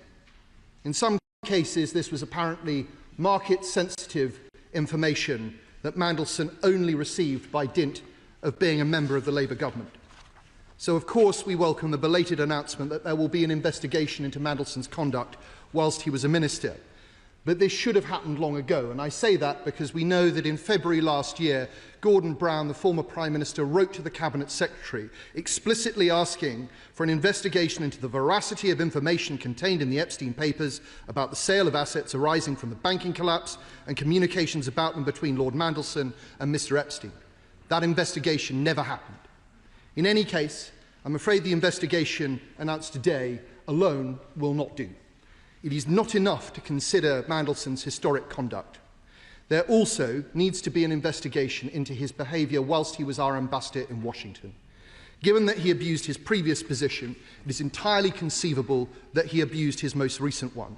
For example, I understand that on the 27th of February last year, Mandelson arranged for the Prime Minister to meet Palantir, a client of Mandelson's company, Global Counsel. How many more such meetings were there? What other information was shared? We all have a right to know. Likewise, the government cannot hide from its responsibility in having made Mandelson its ambassador in the first place. This was a political appointment. It happened only because of political pressure. And so one of two things must be true, Madam Deputy Speaker. Either there was the most terrible failure of the vetting system, or the government chose to brush that vetting information away. And both are very serious. But the government must now be honest with us about which it was. And it seems very unlikely that the government's vetting system broke down entirely. Indeed, on the 10th of September, the Prime Minister told the House that full due process was followed during this appointment. Can it really be the case that this full due process did not pick up the extent of the relationship?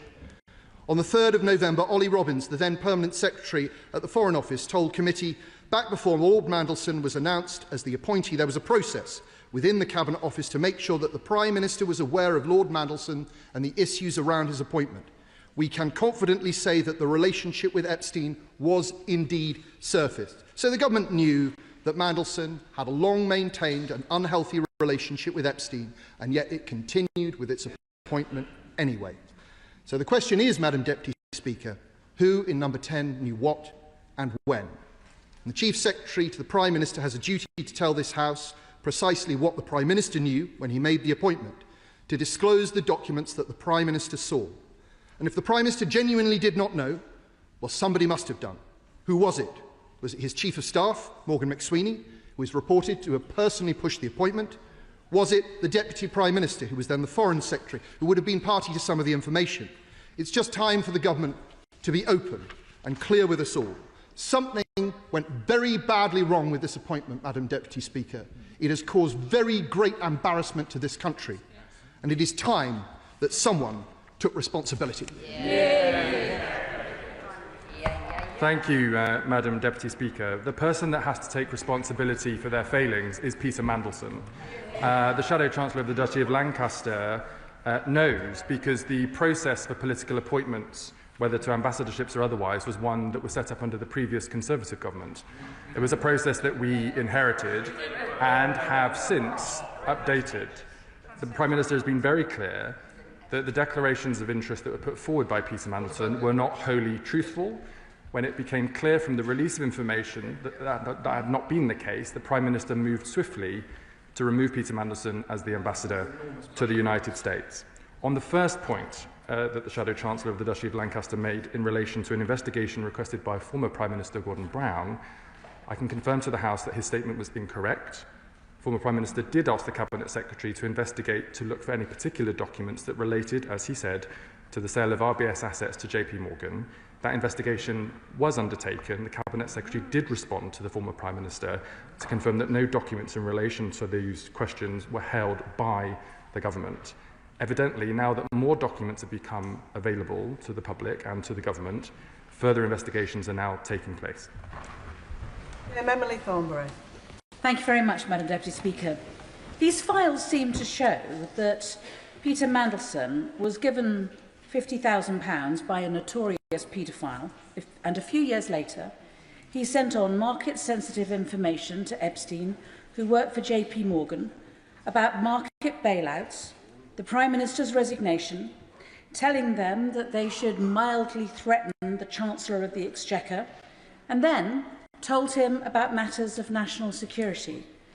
Surely this is not a matter of whether Peter Mandelson be in the House of Lords. This is a matter of whether the police should be involved. The Honourable Lady is right that each individual issue is wholly unacceptable, and cumulatively it is also unacceptable. The undeclared exchange of funds, the passing on of government information, let alone the fact that those exchanges were to a convicted paedophile, are wholly unconscionable. And the House will know that if any of those activities were to take place today, ministers would be swiftly relieved of their duties and could be, via the recall petitions available to the House, removed from their constituency too. As to the matter of criminal investigations, of course that is a matter for the prosecution services and the police, and the investigation into the released documents from the Cabinet Secretary to the Prime Minister, as I've informed the House, is currently underway. Liberal Democrat spokesperson Max Wilkinson. Thank you, Madam Deputy Speaker. The Chief Secretary to the Prime Minister and the Shadow CDL are right. We must start by remembering the many women and young girls who experienced unimaginable horrors at the hands of the network of Epstein. We must also ask, Madam Deputy Speaker, what it was that first attracted the politician Peter Mandelson to the billionaire financier Jeffrey Epstein, and why was it that that relationship continued after Epstein's character was well known? At the very least, the forwarding of confidential government correspondence to a wealthy and powerful individual was clearly well beneath the conduct expected of a cabinet minister and possibly a breach of the law. When that is combined with the reported financial flows, the evidence is damning. The use of public office for private gain is the very definition of corruption. Regardless of the outcome of a government investigation, millions of people up and down this country are more than capable of judging for themselves on the evidence in front of them. So, Madam Deputy Speaker, I ask the Chief Secretary to the Prime Minister, isn't it time to end the Lord Mandelson charade once and for all by bringing legislation to this House to strip him of his peerage? And what about his membership of the Privy Council too? The Chief Secretary to the Prime Minister referenced declarations of interest. So will the Government work with House authorities to republish Peter Mandelson's register of interests dating back to his time as a Cabinet Minister in a Labour government. Thank you, and can I welcome the honourable member to his post on the Liberal Democrats front bench. The honourable member is right that it is time for the procedures in Parliament to be updated. This House has taken steps in recent years to do that. The other place has not. And as I said in my statement to the House, the government is making an offer today to the other place and to the appropriate authorities in the House of Lords to put forward proposals to do just that. And if we need to make time available to do so, we will. Clive Efford. Deputy Speaker, the key question here is who advised the Prime Minister? I don't expect the Prime Minister to do due diligence on appointments of this kind himself, but those around him must have done. And it does appear that there were questions that needed to be asked of Lord Mandelson that weren't asked, or if they were asked, that the answers were not passed on. So when this is investigated, can my right honourable friend give us a guarantee that those around the Prime Minister who would have advised him on this appointment will be investigated fully? The appointment for the process for political appointments has since been strengthened by this government to include additional interviews and processes for declarations of interest. The key thing, though, Madam Deputy Speaker, is when someone lies in their declarations of interest, there must be a consequence. And the consequence in respect to members of the other place needs to be removal from the House of Lords and loss of your peerage. That can only happen if the other place bring forward proposals to update their own processes, which the government stands ready to support them in doing so. But I agree with my honourable friend that there needs to be robust, clear, transparent processes, and when there are conflicts of interest, for those to be surfaced and dealt with adequately. And then when people are found to have lied, there must be some consequence. Chair of the Select Committee, Simon Hall. Thank you, Madam Deputy Speaker. The Chancellor of the Duchy of Lancaster is right to say that the other place must modernise its disciplinary procedures. But that kicks the Mandelson can down the road. This is not the first time this modern-day Icarus has flown a little bit too close to the sun, usually over money. We all remember the Jeffrey Robinson mortgage loan, which of course occasioned an earlier resignation, and the Hinduja passport. Where I disagree with the Minister is that you should conflate the updating of the disciplinary procedures of the other place and bringing forward legislation which is allowed to remove Mandelson's peerage. I am absolutely certain that were the government to bring forward a bill, it needn't be complex and hybrid, as he suggested. It could be rushed through this House in a day, such as the appetite to make the point. Madam Deputy Speaker, for the sake of clarity, can I just make it clear that neither I nor the government are here to defend Peter Mandelson. We are here to defend the integrity of this House and the other place, and to ensure that processes where they need updating are updated. On the question of legislation for individual members of the other place, the fact, I might say, Madam Deputy Speaker, is there's a queue. That's why the process needs to be updated to apply to all peers in the House of Lords, as opposed to the need to bring individual legislation, whether it's for Peter Mandelson or Michelle Mone. Julie Sadiq. Thank you, Madam Deputy Speaker. Like the Chief Secretary, I am a parent of young children, and I know the Chief Secretary would have found it very difficult to stomach some of the details that came out over the weekend. And rightfully, so far the conversation here has been dominated about the actions of the men. But could I seriously ask the Chief Secretary, what is he doing to ensure that the victims, mostly children, of sexual violence and sexual assault is going to be heard by those in power, including the Prime Minister? I thank my honourable friend for her question. I'm sure there isn't one member of this House that doesn't agree with her about the levels of disgust that we feel in seeing the disclosures from the Epstein files. The House knows that the government is taking forward radical proposals for tackling violence against women and girls, and in respect of Jeffrey Epstein, is doing all that we can to ensure that people who do have information make it available to investigators. Sir Christopher Chow. Madam Deputy Speaker, does the Minister think that the deep involvement of Mandelson with Epstein shows that Epstein's victims were not only women and girls, but may also have included young men. It wouldn't be appropriate for me to entertain that hypothetical question at the dispatch box, Madam Deputy Speaker. We obviously hope that that is not the case, but as I say, I am not here to speak for Peter Mandelson. Andy MacDonald. Madam Deputy Speaker, this is a disaster, and against the backdrop of the incredible abuse of young women for such a long time, it just fills the House with horror. But I must agree with the honourable member from North Dorset. This House would be minded to bring legislation, and quickly.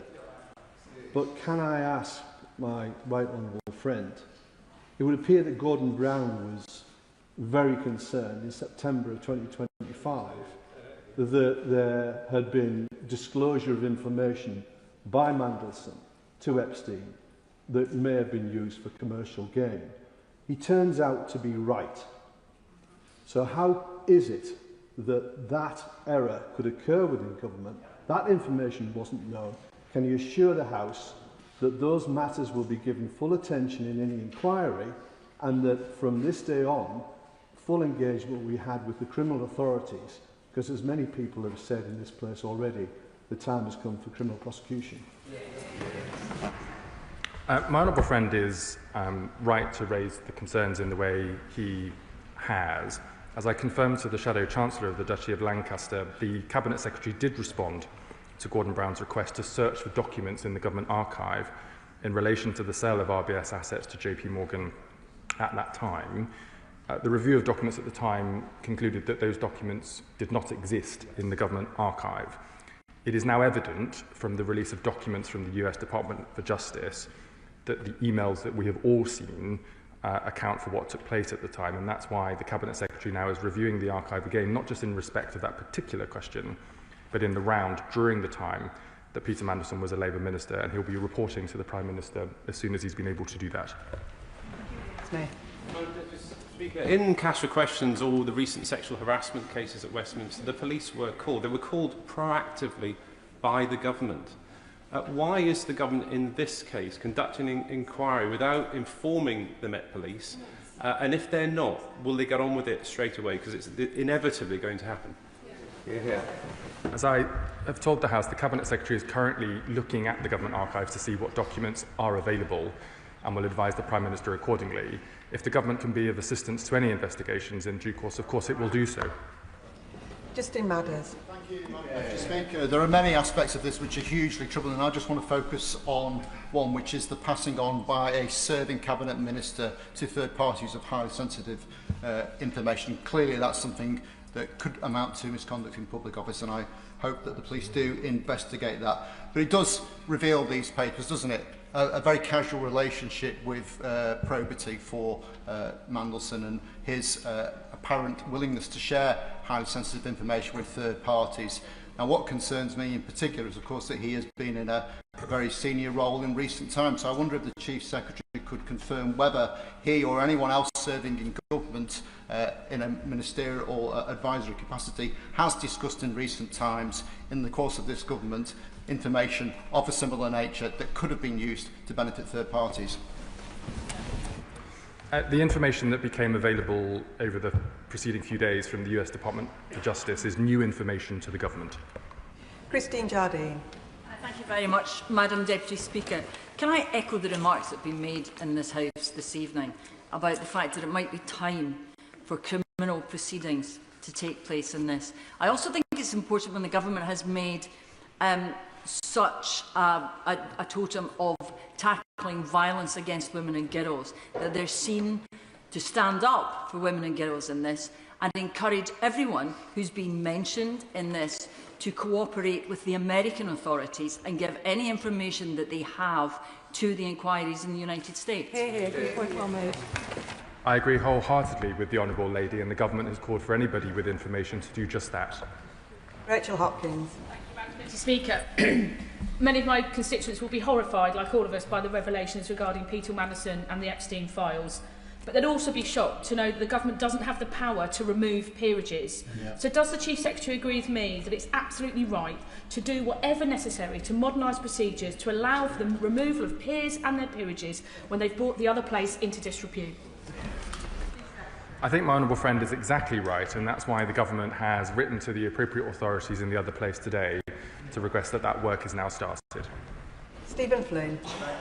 Speaker, I don't understand why the Minister, who I respect greatly, is standing there and speaking as though the government didn't know about the relationship and the connection between Peter Mandelson and Jeffrey Epstein prior to appointing him as the ambassador to the United States. I can't understand why the Minister isn't standing at the dispatch box today saying that this House will sit until whatever hour is required in order to move legislation to strip him of his peerage. I cannot understand why the Minister is acting like the Labour Party have been proactive in relation to this when they have known for months about Peter Mandelson's revelations and yet have allowed him to maintain a party membership throughout that time. And I cannot understand why half an hour ago the Prime Minister of the United Kingdom did not just apologise for his decision-making, his lack of judgment, and say that Peter Mandelson should be subject to a criminal investigation. Neither the Labour Party nor the government, or indeed this House or the honourable member, knew about the information that was made available by the US Department for Justice only a matter of days ago. As soon as that information became available, the government has acted accordingly. And in respect of the previous decision of the Prime Minister to sack Peter Mandelson as the ambassador to the United States, the Prime Minister was very clear with this House and indeed the public that he did so quickly as soon as the extent and depth of the relationship became clear from the disclosure that took place. The Prime Minister relied on the information provided by Peter Mandelson at the time of his appointment. As soon as that information changed, the Prime Minister acted quickly and removed him from office. Richard Bergen. Madam Deputy Speaker, the public is asking how on earth Peter Mandelson ever got to be appointed ambassador to the United States, given what was known. One would presume Peter Mandelson passed some sort of security check or vetting. But as well as an inquiry into Peter Mandelson's appointment, can the Chief Secretary to the Prime Minister reassure this House and the public, on behalf of the Prime Minister, that everyone in number 10 who advocated for or had influence in securing Peter Mandelson's appointment, in spite of what was known about his relationship with Epstein, had security clearance? A key protection to guard against improper influence and exposure for our country. All due process was followed. As the Prime Minister has made clear, for political appointments, it was clear that additional measures needed to be put into place, which have now been put into place. And I remind the honourable member in the House that the information that became available both at the time the Prime Minister sacked the former ambassador to the United States and in the last few days only became available to the Prime Minister and the government at the same time as everybody else. Sir Julian Lewis. Can the Minister not see that it's in the Labour Party's interest, as much as it is in the national interest, that this issue of stripping Mandelson of his peerage should be resolved as soon as possible, bring in the wider legislation subsequently? Yes. Now, he may be a little young to remember when the late John Prescott compared Mandelson to a scorpion in a jam jar that he was holding. But can the Minister explain to this House the fatal fascination of Labour leader after Labour leader in appointing this man to post after post with his checkered record of corruption and multiple resignations? Julian. I say to the right honourable gentleman and to the House that whether it's about Peter Mandelson or Michelle Mone or other peers who have brought the other place into disrepute, that there needs to be a process for the removal of members of the other place and their peerage. The government is making it very clear today that that should be conducted on a cross-party basis to ensure the integrity of the other place and our democracy in the future as it relates to all peers. And I would encourage members across the House and in the other place to make sure that those proposals are brought forward swiftly. Kim Johnson. Thank you, Madam Deputy Speaker. Mandelson's behaviour fell well below expected standards for a long time, but sadly he was disgracefully allowed to resign very quietly. Even though he was sacked as the US ambassador last year, more action should have been taken last year. So I will ask the Chief Secretary to do everything that he can do to expedite legislation to remove all of the privileges from this awful man as soon as possible. I thank my honourable friend for her question. The government stands ready to work with authorities in the House of Lords to update their procedures. As I've informed the House, we've written to the appropriate authorities in the other place today to start that process, and we hope to move as quickly as possible. 𝗟𝗶𝘃𝗲. Madam Deputy Speaker, and I want to focus on the victims, the children and the young girls who were trafficked. Will the government confirm that any UK-linked offences will be fully investigated, that all evidence will be acted upon, and that anyone implicated, whatever their status, will be pursued with the full force of the law, ensuring that victims and survivors will receive the justice and support that they deserve? I thank the honourable lady, and she's right that the victims of Jeffrey Epstein need to be at the centre of all of our attentions. The government will, of course, cooperate with any investigations that take place, and as we have said repeatedly, anybody with any information should make themselves available to investigators, whether here or overseas. Alex McIntyre. Thank you, Madam Deputy Speaker. And can I thank the Chief Secretary for his statement this afternoon. Gloucester residents will rightly be angry and incredibly disgusted by the revelations that were revealed by the papers released by the American government over the weekend. And I think it's in the interest of this whole House that we get this place in order so that those who commit heinous acts, who align themselves with people like Jeffrey Epstein, are no longer in this place, so the public can have the trust that we are acting in their best interest. So can my honourable friend confirm that he and the government will act at pace to ensure that that man is removed from the House of Lords, and can he update the House on the steps they've taken to improve the direct appointments process since he was removed as ambassador? I thank my honourable friend for his question and share in his disgust at what has taken place. As I've said to the House of Lords must update its procedures to ensure that there are consequences for the behaviours of members in the other place that bring their House into disrepute. The House of Commons, this House, has in recent years been able to do that, and there is no reason why the other place should not, and the government stands ready to support the House of Lords in whichever way is necessary to make sure that's put into effect. Robert Jenrick. Appointing Peter Mandelson to our Premier Ambassadorship was always a grotesque error of judgment by the Prime Minister, given everything that we knew about this man. And now we're told that this man leaked confidential information to a convicted sex offender when he was a cabinet minister and took tens of thousands of pounds in secret backhanders. It is a total disgrace. Is the Minister really coming to the House today to say that he neither intends to bring forward primary legislation to deal with this now, but will write to the House of Lords and seek their support to modernise their procedures in months' time, and nor will he go proactively to the police and demand an investigation when Peter Mandelson has clearly broken the law and stands now accused of serious misconduct in a public office and should be tried for his offences? As I've said repeatedly, Madam Deputy Speaker, the government will of course cooperate with any investigation that takes place and encourages everybody to do so. We stand ready to introduce legislation if required, at pace, to work with the House of Lords to update their procedures. We agree that that needs to happen and that it needs to happen quickly. And might I just gently say that when the Right Honourable Member was a member of the Conservative Party, at the point Peter Mandelson was first appointed to the ambassadorship in the United States, the official opposition didn't at that point object in any way. Joanna Baxter. Thank you, Madam Deputy Speaker. I thank my Right Honourable friend for his statement this afternoon. Jeffrey Epstein's crimes were utterly abhorrent.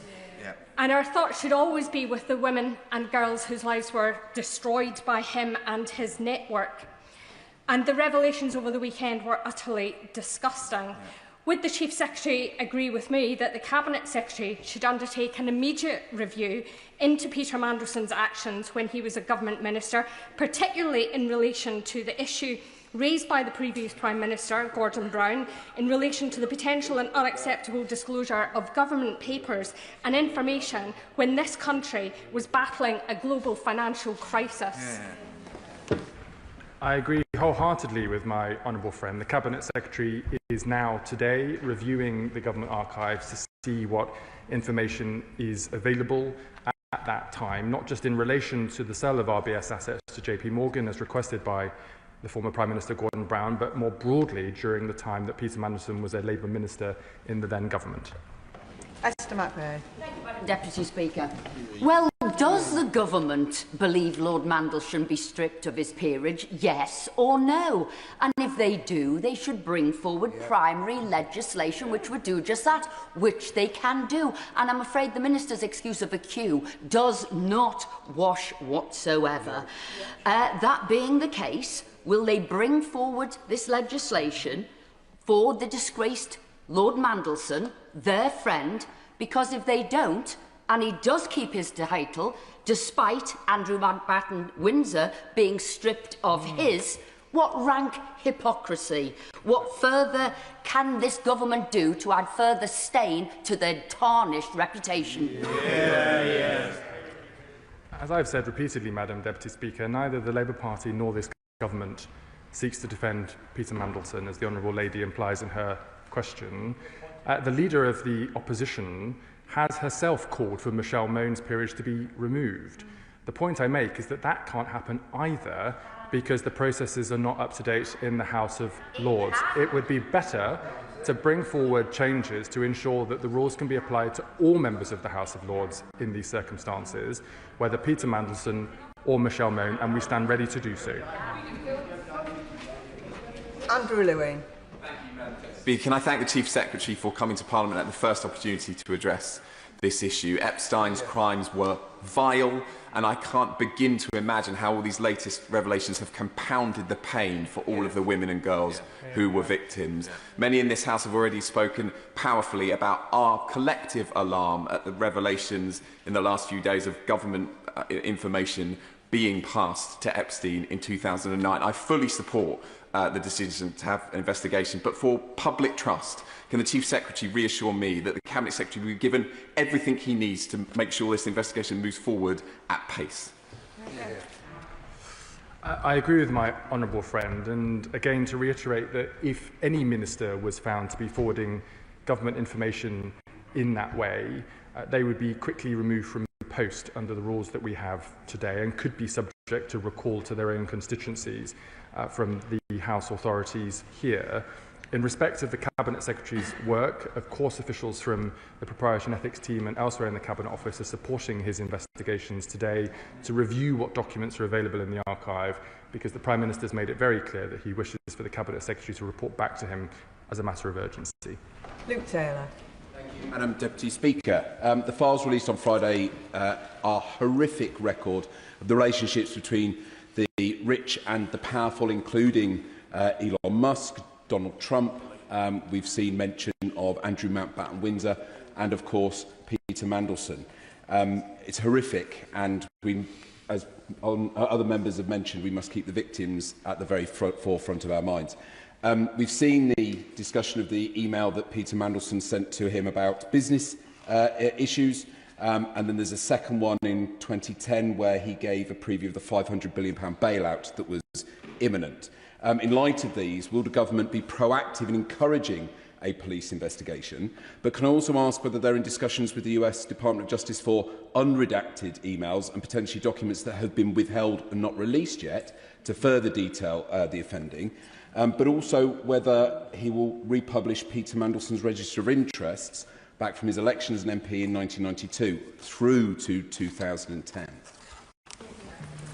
I think, Madam Deputy Speaker, that the question of the register of interest is for the House and not for the government, but I'm sure that the House authorities have heard the question from the honourable member.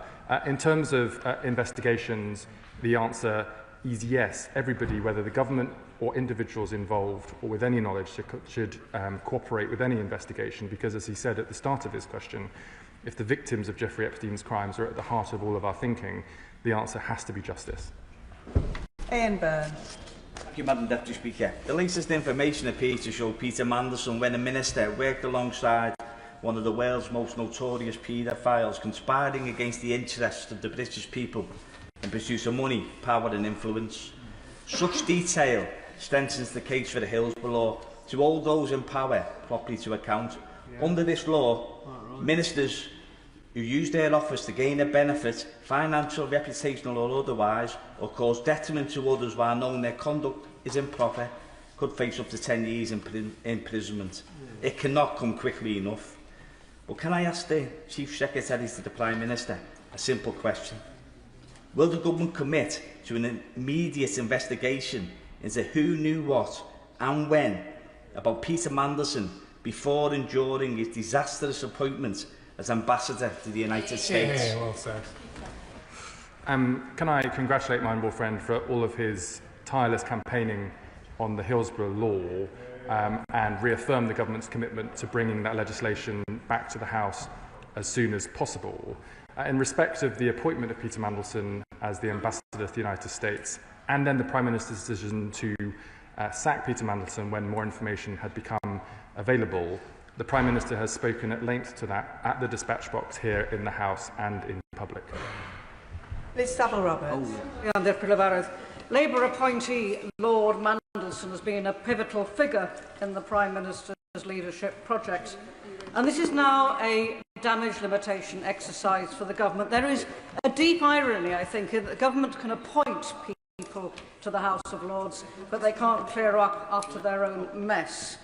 So why hasn't the government referred this to the police? And does he admit that this is doing grave harm to the confidence of the public in the accountability of our democratic institutions? The Cabinet Secretary is, as we speak, Madam Deputy Speaker, reviewing the government archive to see what documents we have available in relation to the time that Peter Mandelson served as a Labour minister.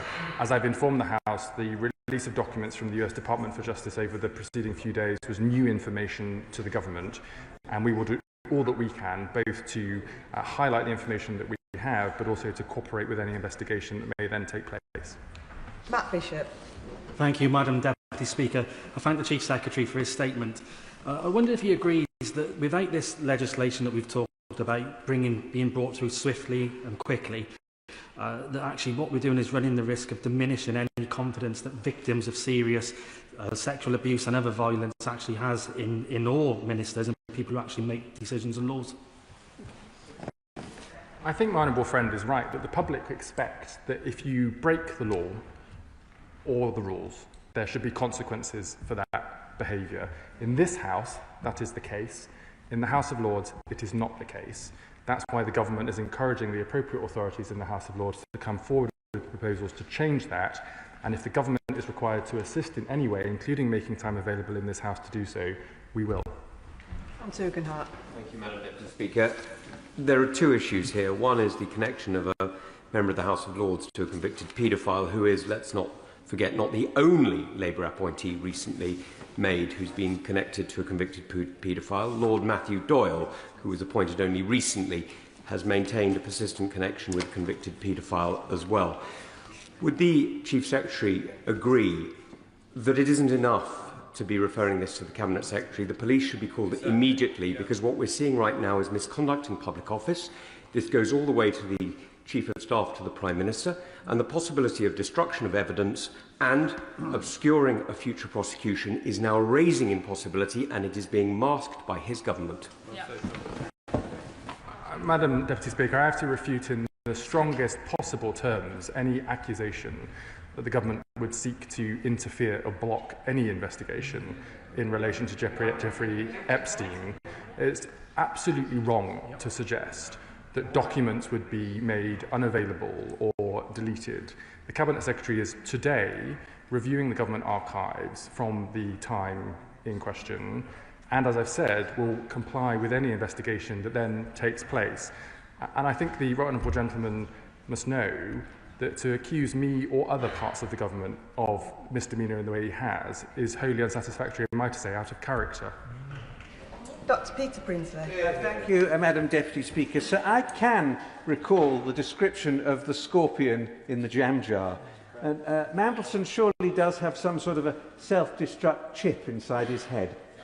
It was reported in the Times this afternoon that Mr Butler, the Downing Street advisor to Gordon Brown, said that the alleged leaked memo containing highly sensitive market information from Mandelson presented an unimaginable breach of trust. So does the Minister agree with me that this looks like political insider trading on a grand scale? And would he support not only an independent inquiry, but a criminal investigation? My honourable friend is absolutely right that releasing government information in and of itself, let alone in respect for personal or commercial gain, is wrong and a breach of the rules that we must all comply with. And if that is the case, then there should be appropriate investigations and consequences for that behaviour. Alicia Kearns. Thank you, Madam Deputy Speaker. I'm afraid it is untenable to suggest that what was already known of Mandelson's simpering after the conviction of Epstein was not enough to make him inappropriate to be ambassador, and I did object from day one on that exact basis. Is on Hansard. I'm afraid there were a number of questions to the Cabinet Secretary, to whom I wrote on the 5th of December with the Honourable Member for East Grinstead, that still have not been answered. I'd be grateful for the answers today. Did Mandelson receive a taxpayer-funded severance payment after stepping down as ambassador? If so, how much? Was that paid by taxpayers? Will details of his contract be published in the name of transparency? Was any NDA agreement signed in any way? And when did Lord Mandelson's salary formally cease? These are not unreasonable questions. We're almost 2 months on, and I have had no response from the Cabinet Secretary, and that gives me enormous concern. To the first part of the Honourable Lady's question, as the Prime Minister made very clear, when the extent and depth of the relationship between Peter Mandelson and Jeffrey Epstein post his conviction became clear, the Prime Minister moved very quickly indeed to sack Peter Mandelson as ambassador to the United States. The Prime Minister was not aware of that at the point of his appointment, and Peter Mandelson made certain commitments to the Prime Minister that obviously turned out to be untrue. In respect to the Honourable Lady's letter to the Cabinet Secretary, I will feed that back to the Cabinet Secretary and ensure that she gets appropriate answers to her questions. John Slinger. Thank you, Madam Deputy Speaker. Could the Chief Secretary explain what steps this government has taken to make sure that the voices of the victims and the survivors of sexual abuse and violence are heard by those in power? My honourable friend knows that the government has committed to reducing violence against women and girls and has brought forward recently a strategy for how we'll be working across government to do just that over the years ahead. And specifically in respect of the victims of Jeffrey Epstein, we will continue to do all that we can to support any investigations to ensure justice for those victims and encourage everybody else with any information to do just the same. Monica Harding. Madam Deputy Speaker, I asked the Prime Minister in this chamber, on behalf of my constituents, Alicia Morton, who were asking the same thing, why Peter Mandelson had been appointed at all as our most senior ambassador, given the knowledge of his links with Epstein. By September, it was clear just how close that relationship had got, and yet the PM didn't immediately sack him, but there still wasn't a full investigation of Mandelson's relationship with Epstein. So why is that investigation only happening now? And given that the Prime Minister stated his commitment to restoring trust in public life, how does the Minister equate that with his delay, with his promise to uphold these standards and the delay in investigating it? I'm not sure that I agree with the Honourable Lady that there's been any undue delay in investigations one way or another. Peter Mandelson made commitments to the Prime Minister at the time of his appointment that his relationship with Jeffrey Epstein was different to that which then became evident when documents were released. As soon as the extent and depth of that relationship became clear, the Prime Minister sacked Peter Mandelson within a matter of days from his post as ambassador to the United States. Now that even more information has become available, the Cabinet Secretary is reviewing what documents is available in the government archive and will of course comply with any investigation that may then take place. Chris Vins. Thank you, Madam Deputy Speaker, and I thank the Chief Secretary for his statement. In particular, his focus on the victims of these terrible crimes is absolutely right. I think, Madam Deputy Speaker, whatever cover rosette you wear, the majority of us who come to this House come here to represent our constituencies, and I hope that I show that I represent my constituency of Harlow as well as I can every single day. So when we hear of an MP, and in this case a government minister, representing the interests of outside bodies, in this case a vile paedophile, it is absolutely disgraceful and very upsetting for us who come here for the right reasons. Can I ask the Chief Secretary what he will do, working with the PM, to ensure that we have a strengthened ministerial code so this can never happen again? My honourable friend is absolutely right. The government, and specifically the Prime Minister, has already strengthened the ministerial code that we are all subject to in this House today, and made the ethics advisor independent, giving him the authority to investigate ministers freely without requiring permission from the Prime Minister, as was the case under the previous administration.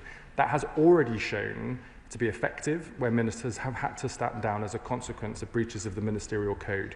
It is right and proper that we have robust rules in this House for ministers and for members, and it is about time that we have similar processes in the House of Lords as well.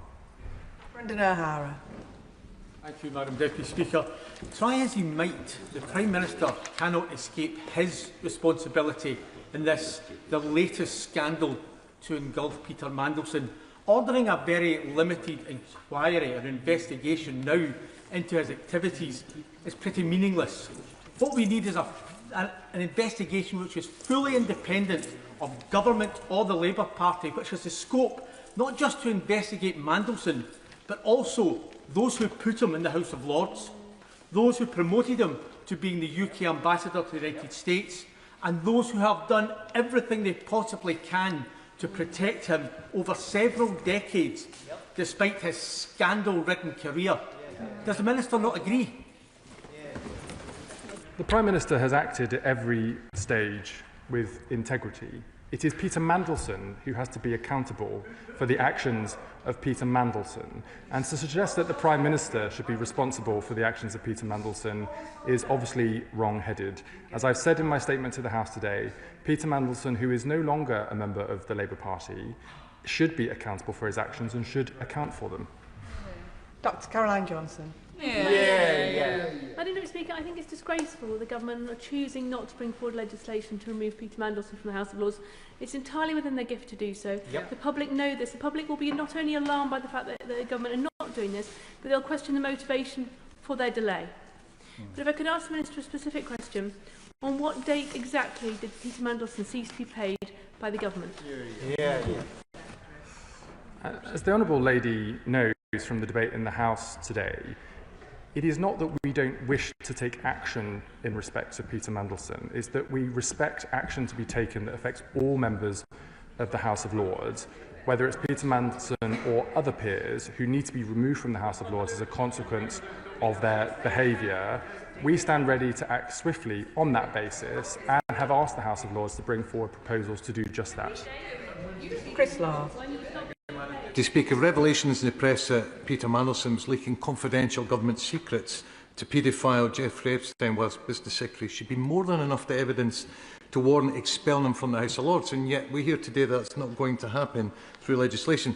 Sadly, Madam Deputy Speaker, this is yet another scandal in the House of Lords, and whilst Labour's promised major Lords reform over 100 years, time and again they've kicked the can down the road.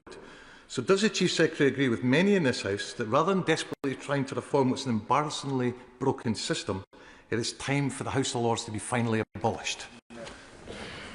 The honourable member knows that the government has stated and believes that Peter Mandelson should not be a member of the House of Lords and should not use his title, but he is right that the rules need to be updated to allow for that action to be implemented by the House of Lords. We've written to the House of Lords authorities today to say that that work must begin, and the government stands ready to support them in doing that.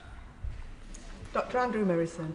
Madam Deputy Speaker, to be fair to Peter Mandelson, I think the crustacean in John Prescott's jam jar was in fact a crab and not a scorpion.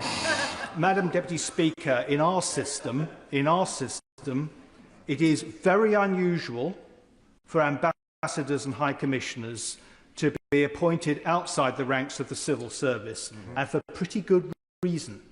When that does happen, and particularly when the appointee is a politician with baggage, as here, the appointer has to own it because he has made that decision, in this case against advice. Yep.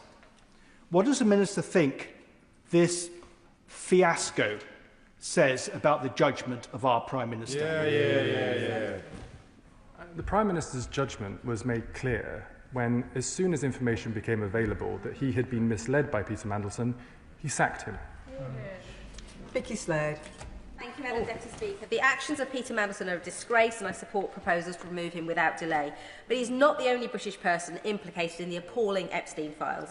So what is the government doing to ensure that all those linked to Mandelson, Andrew Mountbatten-Windsor and any political, public or civic figure are fully investigated here, not just cooperating with US authorities, but taking action here for all the crimes committed on our soil? The Honourable Lady knows that it's not the government that instigates criminal investigations. It's for the Criminal Prosecution Service and the police to take those decisions independently of ministers.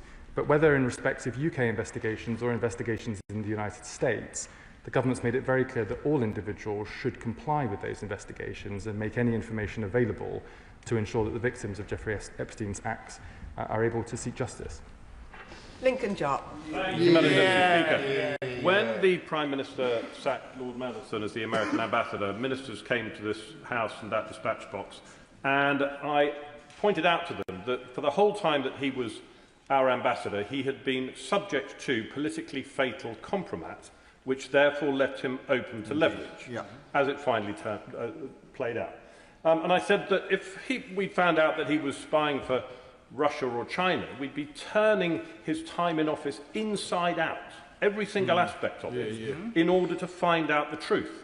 And the government said, well, he'd been sacked. So does the Minister regret the fact that following his sacking, they didn't do the sort of due diligence and inquiries which might have unearthed the documents from the Department of Justice? To be clear, the documents produced by the United States Department of Justice were not available to the government until they were released a number of days ago. And as soon as they have become available, we've instigated processes within our own authorities to make sure that we have a clear view of what information was available to government at the time and to comply with any investigations that may take place. Rachel Gilmore. Madam Deputy Speaker, as so many of my colleagues have rightly said, our thoughts today should be first and foremost with the victims. Thank you. And I would hope that no political party in this chamber would use it as an excuse to cover the backs of some of their less fragrant members of the House of Lords. The fact that Lord Mandelson, as ever, was only interested in the ruthless pursuit of financial gain will come as no surprise, as a surprise to no one. Number 10 is now saying that Mandelson should indeed lose his peerage. I have to say, I wholeheartedly concur. However, isn't it staggering that members of this House seemed more aware of Mr Mandelson's skeletons in the wardrobe than the Prime Minister who appointed him? As far as I'm aware, Madam Deputy Speaker, no member of this House had access to the information recently published by the United States Department for Justice or the documents that were released at the time the Prime Minister sacked the ambassador to the United States. The Prime Minister has been very clear to this House previously that had he had access to that information, he would not have appointed him in the first place. Claire Young. Thank you, Madam Deputy Speaker. The Minister indicated that Mandelson assured the Prime Minister that his relationship with Epstein was of a different nature. Can he explain what sort of relationship with a convicted paedophile would be acceptable in this role? And will the Prime Minister come back to the House to make a specific statement on the advice he received regarding Mandelson's conduct? The information that became available in September, which led to the sacking of Peter Mandelson as ambassador to the United States, made it clear for the first time to all of us and to the Prime Minister that Peter Mandelson not only remained a friend with Jeffrey Epstein following his conviction, but had actively mentored and encouraged him on how to challenge that conviction and how to push back against it. That was one example. There is now a list of examples of how the depth and extent of the relationship following the conviction of Jeffrey Epstein between Jeffrey Epstein and Peter Mandelson was unacceptable. If the Prime Minister had known that at the time Peter Mandelson was being considered to be Ambassador to the United States, he would not have appointed him, and as soon as the Prime Minister became aware of that information, he sacked him. Richard Ford. Thank you, Madam Deputy Speaker. The Epstein files suggest that Lord Mandelson was prepared to lobby in the United States for a policy position in contradiction to the position of Her Majesty's government, which he was then serving in 2009 as Business Secretary. How will this revelation encourage the government to find out where else Lord Mandelson has lobbied against his government while serving last year as British Ambassador to the United States? And can the Chief Secretary find out where in US policy towards the UK this lobbying against British government policy is revealed? As I've informed the House today, Madam Deputy Speaker, the Cabinet Secretary is currently reviewing all documentation that relates to Peter Mandelson's time as a minister in the last Labour government to see what information is available today, and will comply with any investigations that take place as a consequence of that in the future. He is right that any minister acting against the collective decisions of Cabinet and against the government is a breach of the rules and is unacceptable behaviour, and if any minister were to do that today, they would be quickly dismissed. Jim Shannon. Thank you, Madam Deputy Speaker. Can I thank the Chief Secretary for his statement today? It is indeed very disturbing to read of the role of Peter Mandelson when holding high office in government. Just to remind the Chief Secretary, he was also the EU Trade Commission for 5 years. I believe that needs investigating as well, because how far does this go? I can also ask, it's my understanding that the latest releases may have made public victims' names that weren't previously released. So can the Chief Secretary please assure this House that any British victims who have been made public will have support and help to make their way through what could be a re-traumatising experience with this time press invasion and interference? Thank you. I was not aware of that issue, so I thank the honourable gentleman for bringing it to my attention. And of course, if there are any British victims affected by the crimes of Jeffrey Epstein, whether in relation to the latest publication of documents or otherwise, government services stand ready to be of support to those victims and to ensure that they can seek justice. And that concludes the statement. Point of order, Sir David Davies. Thank you, Madam Deputy Speaker. On Wednesday, 21st of January, before my contribution to the debate on the Northern Ireland remedial order, I omitted to refer to my entry in the Register of Members' Interests. Now, that was an oversight, as it includes a declaration of a major contribution from Sir Michael Gooley in support of the campaign to protect military veterans from lawfare, for which I am the custodian. That was a mistake on my part, for which I obviously apologise to the House. I thank the Right Honourable Member for giving notice of his point of order. On the first point, he has now drawn the House's attention to his relevant declaration in the Register. Point of order, Sean Woodcock. Thank you very much, Madam Speaker. Last month, the Leader of the Opposition and the Shadow Chancellor paid a visit to my constituency without giving notice to myself as the local member. I'd be very grateful if the Deputy Speaker could provide me with advice to prevent such discourtesy and disrespect taking place in the future. I thank the honourable gentleman for giving notice of that point of order. As the leaflet on courtesies makes clear, members should inform colleagues in advance if they intend to visit another member's constituency. It is deeply discourteous to fail to do so. Point of order, Dr Caroline Johnson. Thank you, Madam Deputy Speaker. I've been listening to the last debate very carefully, and I wondered if you could help me with a procedural question. Would it be orderly for the government, if it wished, to bring forward legislation as soon as it wished to do so, to remove Peter Mandelson of his peerage? I thank the honourable member for her point of order. However, introduction of legislation is a matter for the government. We now move to the programme motion. Programme motion to be moved formally. I beg to move.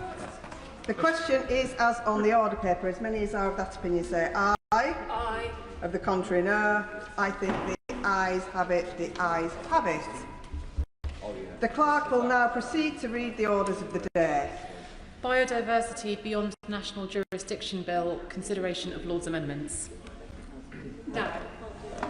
I can inform the House that nothing in the Lord's amendments engages Commons financial privilege. We will begin with the Government motion to agree the Lords Amendment 1, with which it will be convenient to consider all other Lords Amendments as on the selection paper. I call the Minister to move the motion. Minister. Thank you, Madam Deputy Speaker. I am delighted that the Biodiversity Beyond National Jurisdiction Bill has returned to this House for consideration of Lords' amendments. I thank members of both Houses for their careful scrutiny and for the constructive and collaborative approach that has taken place throughout the bill's passage. I also place on record my thanks to Baroness Chapman of Darlington for leading the bill expertly through the other place. In today's debate, we will seek to address the amendments that were made by the government there, and I also thank all of those in the other place who have been involved in debates on this bill.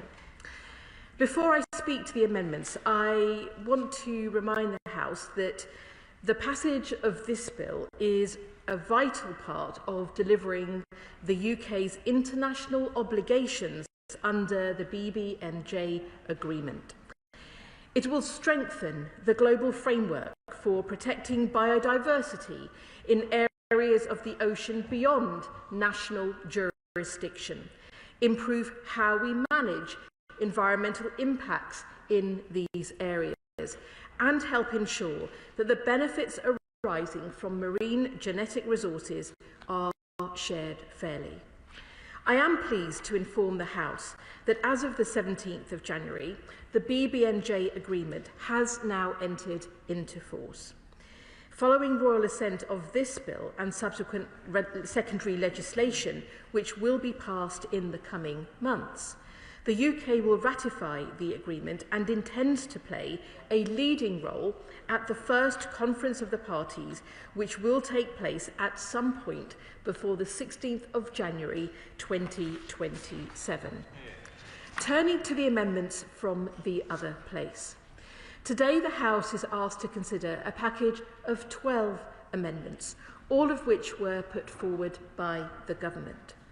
These amendments relate to devolution and are designed to support effective implementation of the BBNJ agreement across the whole of the United Kingdom, while respecting the devolution settlements and ensuring that devolved ministers are appropriately engaged where devolved competence is affected. I'm very happy to give way. Can I thank the Minister for what the Minister is putting forward? I know that Part 2 of the bill contains a specific exception for fishing and that the new regulations do not apply to the use of a UK craft for fishing if it is done under a valid licence under the Fisheries Act 2020. I've been contacted by some of the organisations back home in Northern Ireland, and so does the Minister not agree that it's essential that the devolved administrations enshrine this in acknowledging that the fishing industry is reliant on the ability to continue to fish in all current areas? In other words, Madam Deputy Speaker, it's important that the administrations, the Northern Ireland Assembly in particular, does what this bill says, because if it doesn't do that, then the Northern Ireland fishing organisation will find themselves at a disadvantage. Thank you. I thank the honourable member for his question. It is indeed important that all our devolved administrations, as well as the UK government, are abiding by the agreement, and I thank him for his interest and his engagement in this important bill.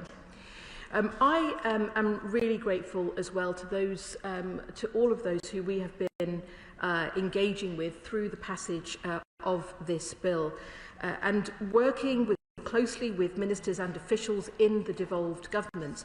We agreed at the introduction of the bill that legislative consent motion, the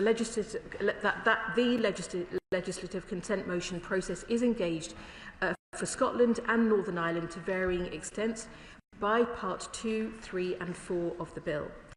The government has been in sustained discussions with both of these devolved governments to seek consent for the bill, and I can confirm to the House that motions on consent have been passed by the Scottish Parliament and the Northern Ireland Assembly.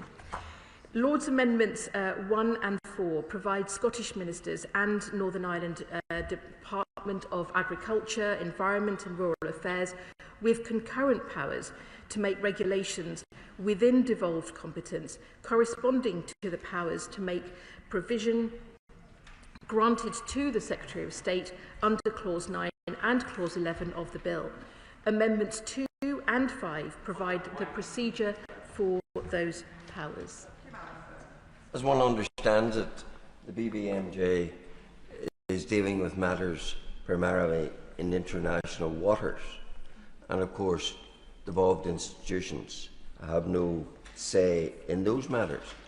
So as to broaden an understanding of the bill, what type of regulations is it anticipated that 𝗟𝗲, the local stormont department, would be making in consequence of this bill?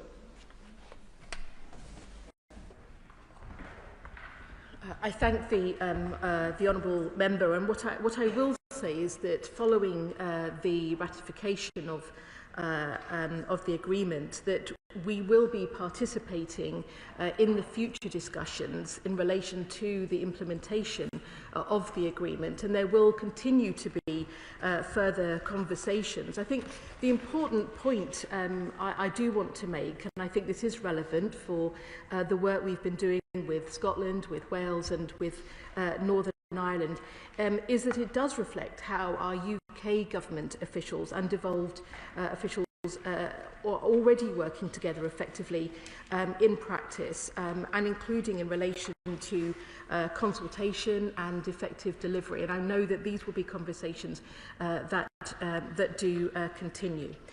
If I can continue with my remarks, Madam Deputy Speaker, in relation to Amendments 3 and 6, these place a duty on the Secretary of State to consult Scottish ministers and the Department of Agriculture, Environment and Rural Affairs in Northern Ireland before exercising powers in clauses 9 and 11, where regulations engaged devolve matters. This duty does not apply where the Secretary of State considers that regulations need to be made urgently for the purposes of implementing emergency measures adopted under Article 24(1) of the BBNJ agreement. This approach ensures that devolved governments are engaged in advance of regulations being made, enables them to make their own provision on devolved aspects where they wish to do so, and reflects their responsibilities while supporting timely and effective implementation of the agreement. Lord's Amendment 7, I will give way. Shannon. Speaker, the reason why I'm asking, because I've been asked these questions by the fishing organisations back home, I want to put them on the record, and I wish to just very quickly. The bill enables the creation of internationally agreed MPAs in the high seas. If a Northern Ireland vessel operates in these international waters, it may face new restrictions on where it can fish to protect vulnerable habitats and species like sharks and whales. Does the Minister not agree that we need to ensure that MPAs are not created without the fishing industry, that's the sector itself, the fishing organisations, the fish producers, and that their opinions carry weight and not simply just a checkbox exercise? I just want to put it on record, please, if you don't mind. Thank you. I thank the honourable member, and indeed he does continue to put on the record his concerns, and he will know that as we move forward following ratification, there will be detailed conversations we will continue to have, and it is important that that the rules and regulations as we move forward will also be clear for all to be operating by. Madam Deputy Speaker, I was just referencing our approach and how we've been moving forward on the bill, and to ensure that devolved governments are engaged in advance of regulations being made, and that does enable them to be able to make their own provision on devolved aspects where they may wish to do so. And we continue to work closely together to support timely and effective implementation of the agreement. Lord's Amendment 7 inserts a new clause after Clause 17 that makes changes to the Marine Works Environmental Impact Assessment Scotland Regulations 2017 to ensure that the UK meets its obligations under the BBNJ agreement in relation to the Scottish marine licensable activities in areas beyond national jurisdiction. The UK Government will be amending its own environmental impact assessment regulations, and Scottish Government officials have worked closely with UK counterparts to draft corresponding provisions. Accordingly, Amendments 8 and 9 also limit the power in Clause 18 to only implementing Article 38 standards or guidelines, as a wider power is no longer required in light of other changes that will be made directly through the bill.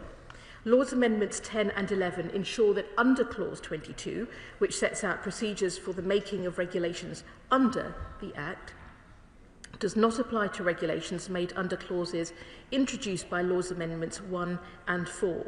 Instead, the procedures set out in Government Amendments 2 and 5 respectively apply. Finally, Lord's Amendment 12 amends Clause 25 so that the clause introduced by Amendment 7 comes into force on such a day as the Secretary of State appoints by regulations rather than upon royal assent. This change ensures a consistent approach across the bill with regards to the environmental impact assessment regulations that are being amended. So, Madam Deputy Speaker, the Government's objective is to implement the BBNJ agreement effectively across the whole of the United Kingdom, and to do so in a way that respects the devolution settlements and supports continued constructive collaboration with devolved governments. I therefore commend these 12 Lords' amendments to the House, and I urge members to support them. I beg to move. The question is that this House agrees with the Lords and their Amendment 1. I call the Shadow Minister. Thank you very much, Madam Deputy Speaker. We on this side of the House recognise the importance of the Biodiversity Beyond National Jurisdiction Bill and the shared international ambition to protect the world's oceans and marine ecosystems. The opposition supports the principle of effective global cooperation in this area, and we want this legislation to succeed. However, it is precisely because of the bill's significance, its reach across devolved administrations and its potential financial and regulatory consequences that it demands the highest standards of scrutiny and clarity. It is in that constructive spirit that I wish to raise a number of questions for the Minister today. I hope in the same constructive spirit she seeks to answer them fully. We know that the Government tabled quite a number of amendments to the bill at report stage in the House of Lords. Those amendments are before us today. I must say it is rather disappointing that the Government needed to do this at such a late stage in the bill's passage, and as my noble friend Lord Callanan said in the other place, tabling amendments at such a late stage was not conducive to the best Lord's scrutiny. Does the Minister accept that the work with the devolved administrations, which led to the tabling of these amendments, should have taken place earlier? And are lessons going to be learned for future legislation? On the new clauses, on the clauses consultation with Scotland and Northern Ireland to be inserted after clauses 9 and 12, can the Minister confirm that this definitely does not stray into legislative consent territory?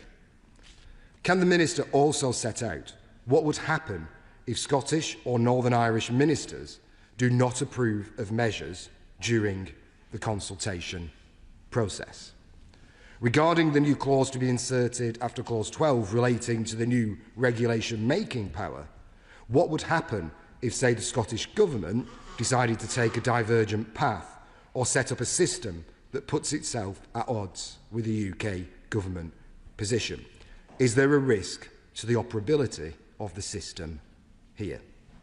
Madam Deputy Speaker, the Government's own impact assessment found that this bill will generate compliance costs for those involved in the collection and utilisation of marine genetic resources and related digital sequence information. What steps are the Government taking to ensure that these costs aren't prohibitive to the very research we are hoping to promote through the bill. While there are still many unanswered questions about enforcement, it is hard to see how the compliance, licensing and enforcement will be cheap. What level of resource is going to be put in to enforcing the regime? A Ways and Means resolution is required for this bill precisely because it will lead to costs to the public purse. So what assessment has the government made of the value for money in this respect, and what is the cost-benefit ratio? The final stage impact assessment also makes reference to potential future costs if emergency legislation is needed to respond to any further decisions by the Convention of Biological Diversity. Can the Minister clarify the parameters here? What it is they are anticipating, how much money do they assess might be involved, and are they planning to ensure the risk of unintended consequences is mitigated? Finally, it would be impossible not to mention the tension between the government's ambitions with this bill and its surrender of the 𝗟𝗃 Islands, which may well see the dismantling of an exemplar marine protected area. Can she tell us exactly what undertaking Mauritius has given to the MPA? Any red lines the government has clearly set out, and precisely what continuing role Britain will play in MPA management per terms of the treaty. For example, has the government had any discussions about preventing damaging Chinese trawler boats from accessing the MPA? Madam Deputy Speaker, we all share the objective of protecting our oceans and safeguarding biodiversity beyond national jurisdiction. Indeed, that is why it was a Conservative government that first signed up to the Biodiversity Beyond National Jurisdiction Agreement. But good intentions on their own are not enough. This House is entitled to clear answers on scrutiny, devolution, operability, cost, enforcement and value for money, as well as honesty about how this bill sits alongside the government's wider actions on marine protection in the British Overseas Territories. Until ministers can provide that clarity and reassurance, there remains a real risk that a bill designed to lead internationally will instead create uncertainty at home. I urge the Minister to fully respond to the questions raised today so that the House can be confident that this legislation is workable, proportionate and worthy of the ambitions the government has for it. Chair of the Select Committee, 𝗟𝗶𝘃𝗃. Thank you very much indeed, Madam Deputy Speaker. I warmly welcome this bill, the introduction of which had the happy coincidence of fulfilling one of the government's commitments and satisfying one of the Environmental Audit Committee recommendations at the same time. This landmark legislation will lay the groundwork for protecting the marine environment and the wildlife that inhabit it, which lie beyond the control of individual nations. As the government's National Security Assessment on Global Biodiversity Loss, published last week, set out in stark terms natural ecosystems such as the ocean and the Amazon rainforest are at risk of collapsing. The resulting crop failures, intensified natural disasters and conflict and political instability are highly likely, the report said, to threaten UK national security and prosperity. It is vital that the UK take leadership on the international stage to tackle global biodiversity loss and climate change. I welcome this government's commitment to multilateral cooperation on ocean governance, and I look forward to this bill receiving royal assent, enabling the UK to ratify the BBNJ agreement. It's absolutely true to say that the initial indication of the government supporting this agreement was made by the previous government, and I think it was disappointing that over the 18 months or so after that commitment was made, that we never actually got the legislation back here. And so I welcome the fact that this government has taken forward this important measure. The UK also makes an important contribution to global efforts to halt environmental decline through its international funding for climate finance, 1/3 of which is earmarked for nature-based solutions to climate change. However, to date there has been limited indication of the government's next steps regarding the next 5-year ICF budget due to commence in April. And the government has also failed so far to invest in the Tropical Forests Forever facility and leverage further private finance into that innovative fund, protecting forests in perpetuity. So whilst the Minister has rightly championed our contribution to this impressive act of international cooperation, does she agree that we have more to do to ensure that we retain the UK's hard-earned reputation as a global leader in the field of international climate action? Can the Minister confirm that the UK will continue to contribute to protecting and restoring global ecosystems by maintaining its international funding for climate, including for nature projects in the next round of funding? So, in summary, Madam Deputy Speaker, I welcome this important legislation that this government has acted on where previous governments merely talked about it, and look forward to them to continuing in this positive direction on the other areas I referred to. Hear, hear, hear. I call Liberal Democrat spokesperson Ros Savage. Thank you, Madam Deputy Speaker. The Liberal Democrats strongly welcome this bill, and it's wonderful to hear the support for it from across this House. The Global Oceans Treaty is one of the most significant environmental agreements of our time. It is currently the world's only viable pathway to meeting the global 30 by 30 target to protect at least 30% of the world's oceans by 2030. And the scale of that challenge is monumental. Right now, less than 1% of the high seas is fully protected. That's less than 1 penny in the pound of the global ocean. And this is the gap that this treaty begins to close. The ocean underpins everything. It feeds billions of people, absorbs around 1/4 of global carbon emissions, regulates our weather and supports livelihoods across the world. Yet it's under extraordinary and growing pressure from overfishing, plastic pollution and climate change. I've seen those pressures firsthand. Rowing solo across 3 oceans, I saw both the beauty of the high seas and the damage that we're doing to them. Out there, beyond national borders, it can also feel beyond human laws. But this treaty is about bringing rules, responsibility and stewardship to those waters, and also discharges one of the commitments made by this government to me during the discussions around my private member's bill, the Climate and Nature Bill, and for that I thank them. Will the Secretary of State please explain what lessons he's learned from the failures in negotiations last year? Mr. Speaker, the honourable gentleman recognised that for the first time we've got in place a security and defence partnership agreement with the European Union. This is part of us stepping up our willingness to work with the European Union. He knows the safe negotiations did not come to a successful conclusion, and that was quite simply because it was not in the interests of the British taxpayer, the interests of British defence industry, and we'll do a great deal more to support the wider security of the European Union and the European nations through NATO.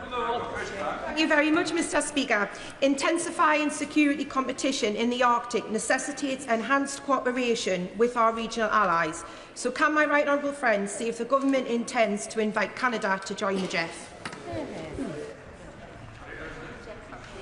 Mr. Speaker, the 10 JEF nations led by the UK, established by the previous government, stepped up in terms of leadership now. Support from both sides of the House is an important part of NATO. It allows us to act ahead of unanimity in NATO, and a number of times, from critical infrastructure to exercising in the High North, JEF has led the way and will continue to do so. Morgan. Thank you very much, Mr. Speaker. In my constituency of North Shropshire, complaints about water supply to single living accommodation doubled from 116 in 2018 to 232 in 2024, with 16 separate losses of water for more than 24 hours last year. Will the Minister meet with me to discuss how we can bring single living accommodation up to the standard that our servicemen and women deserve? I thank the honourable member for her question. Just last week, we launched the Single Living Accommodation Review, which is designed to get after exactly these sorts of issues to ensure that we have the accommodation that our serving personnel deserve.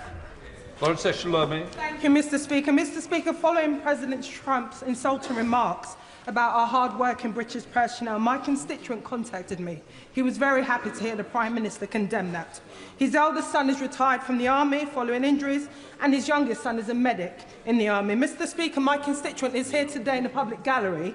Would the Secretary of State join me in paying tribute to our hard-working servicemen and women and all our veterans and recommit this government's commitment to serving and protecting our hard-working servicemen? I can indeed, Mr. Speaker, and I welcome my honourable friend's constituent in the gallery today. This is a government that is on the side of those who serve and on the side of those families who support those who serve. Rachel Gilmore. Thank you, Mr. Speaker. Members of the Armed Forces are the only uniformed service without a professional body to represent and support them. Will the Secretary of State give assurances that the Armed Forces Bill will include provisions to establish such a body, ensuring serving personnel and veterans have access to legal and welfare support when faced with vexatious, unmerited or unsubstantiated allegations from within the system or from external litigants working on behalf of other service personnel or third parties? Thank you for your interest. It is precisely for those reasons that we established the Armed Forces Commissioner, an independent champion for our armed forces and their families. That legislation has now become law and the recruitment process will conclude shortly. Elizabeth. Thank you, Mr. Speaker. Our servicewomen are currently not as well protected by in-service body armour, which is designed around male body types, providing inadequate ballistic protection. With testing of female body armour now underway, will the Secretary of State commend the work of MP Aerospace in improving women's safety and commit that the MOD will continue to cultivate vital UK sovereign capability like this? Can I pay tribute to one more friend who's been leading the charge for female body armour? MP Aerospace are doing a superb job on this. I know she's bringing female body armour to Parliament so we can all see that this is something that can be delivered. We have a strong commitment to investigate and support our female serving personnel through better body armour. I look forward to working with her to deliver that. Bradley Thomas. Mr. Speaker, the government has said that we should be bolstering our preparedness for war. Can the Minister tell us when the Defence Readiness Bill will be ready and when he expects it to gain royal assent? The Defence Readiness Bill was set out in the Strategic Defence Review. We're looking across government as to how we can bolster readiness measures, not just legislative ones, but in policy changes, removing stupid rules, spending more. The Defence Readiness Bill will be something that we're looking to implement later on in this Parliament. The Armed Forces Bill is before this House now, and that's where our immediate focus lies. Mr. Speaker, Task Force Kindred has been a fantastic success of this government. Can the Secretary of State outline if there are plans to extend the programme and how defence SMEs can get on board with it? I can indeed, Mr. Speaker. Task Force Kindred has been at the heart of the UK's rapid response and our reliability as Ukraine's closest ally since Putin first invaded Ukraine nearly 4 years back. It will continue to play a central role in the future, and it has lessons for the way that we need to procure and provide our own kit and own systems for our forces too. Final question, Greg Smith. Thank you, Mr. Speaker. Instead of constantly pushing back the closure date for RAF Halton in an era where we need to increase defence capability, will the Secretary of State actually commit to keeping RAF Halton open for the long term? The honourable gentleman will know we inherited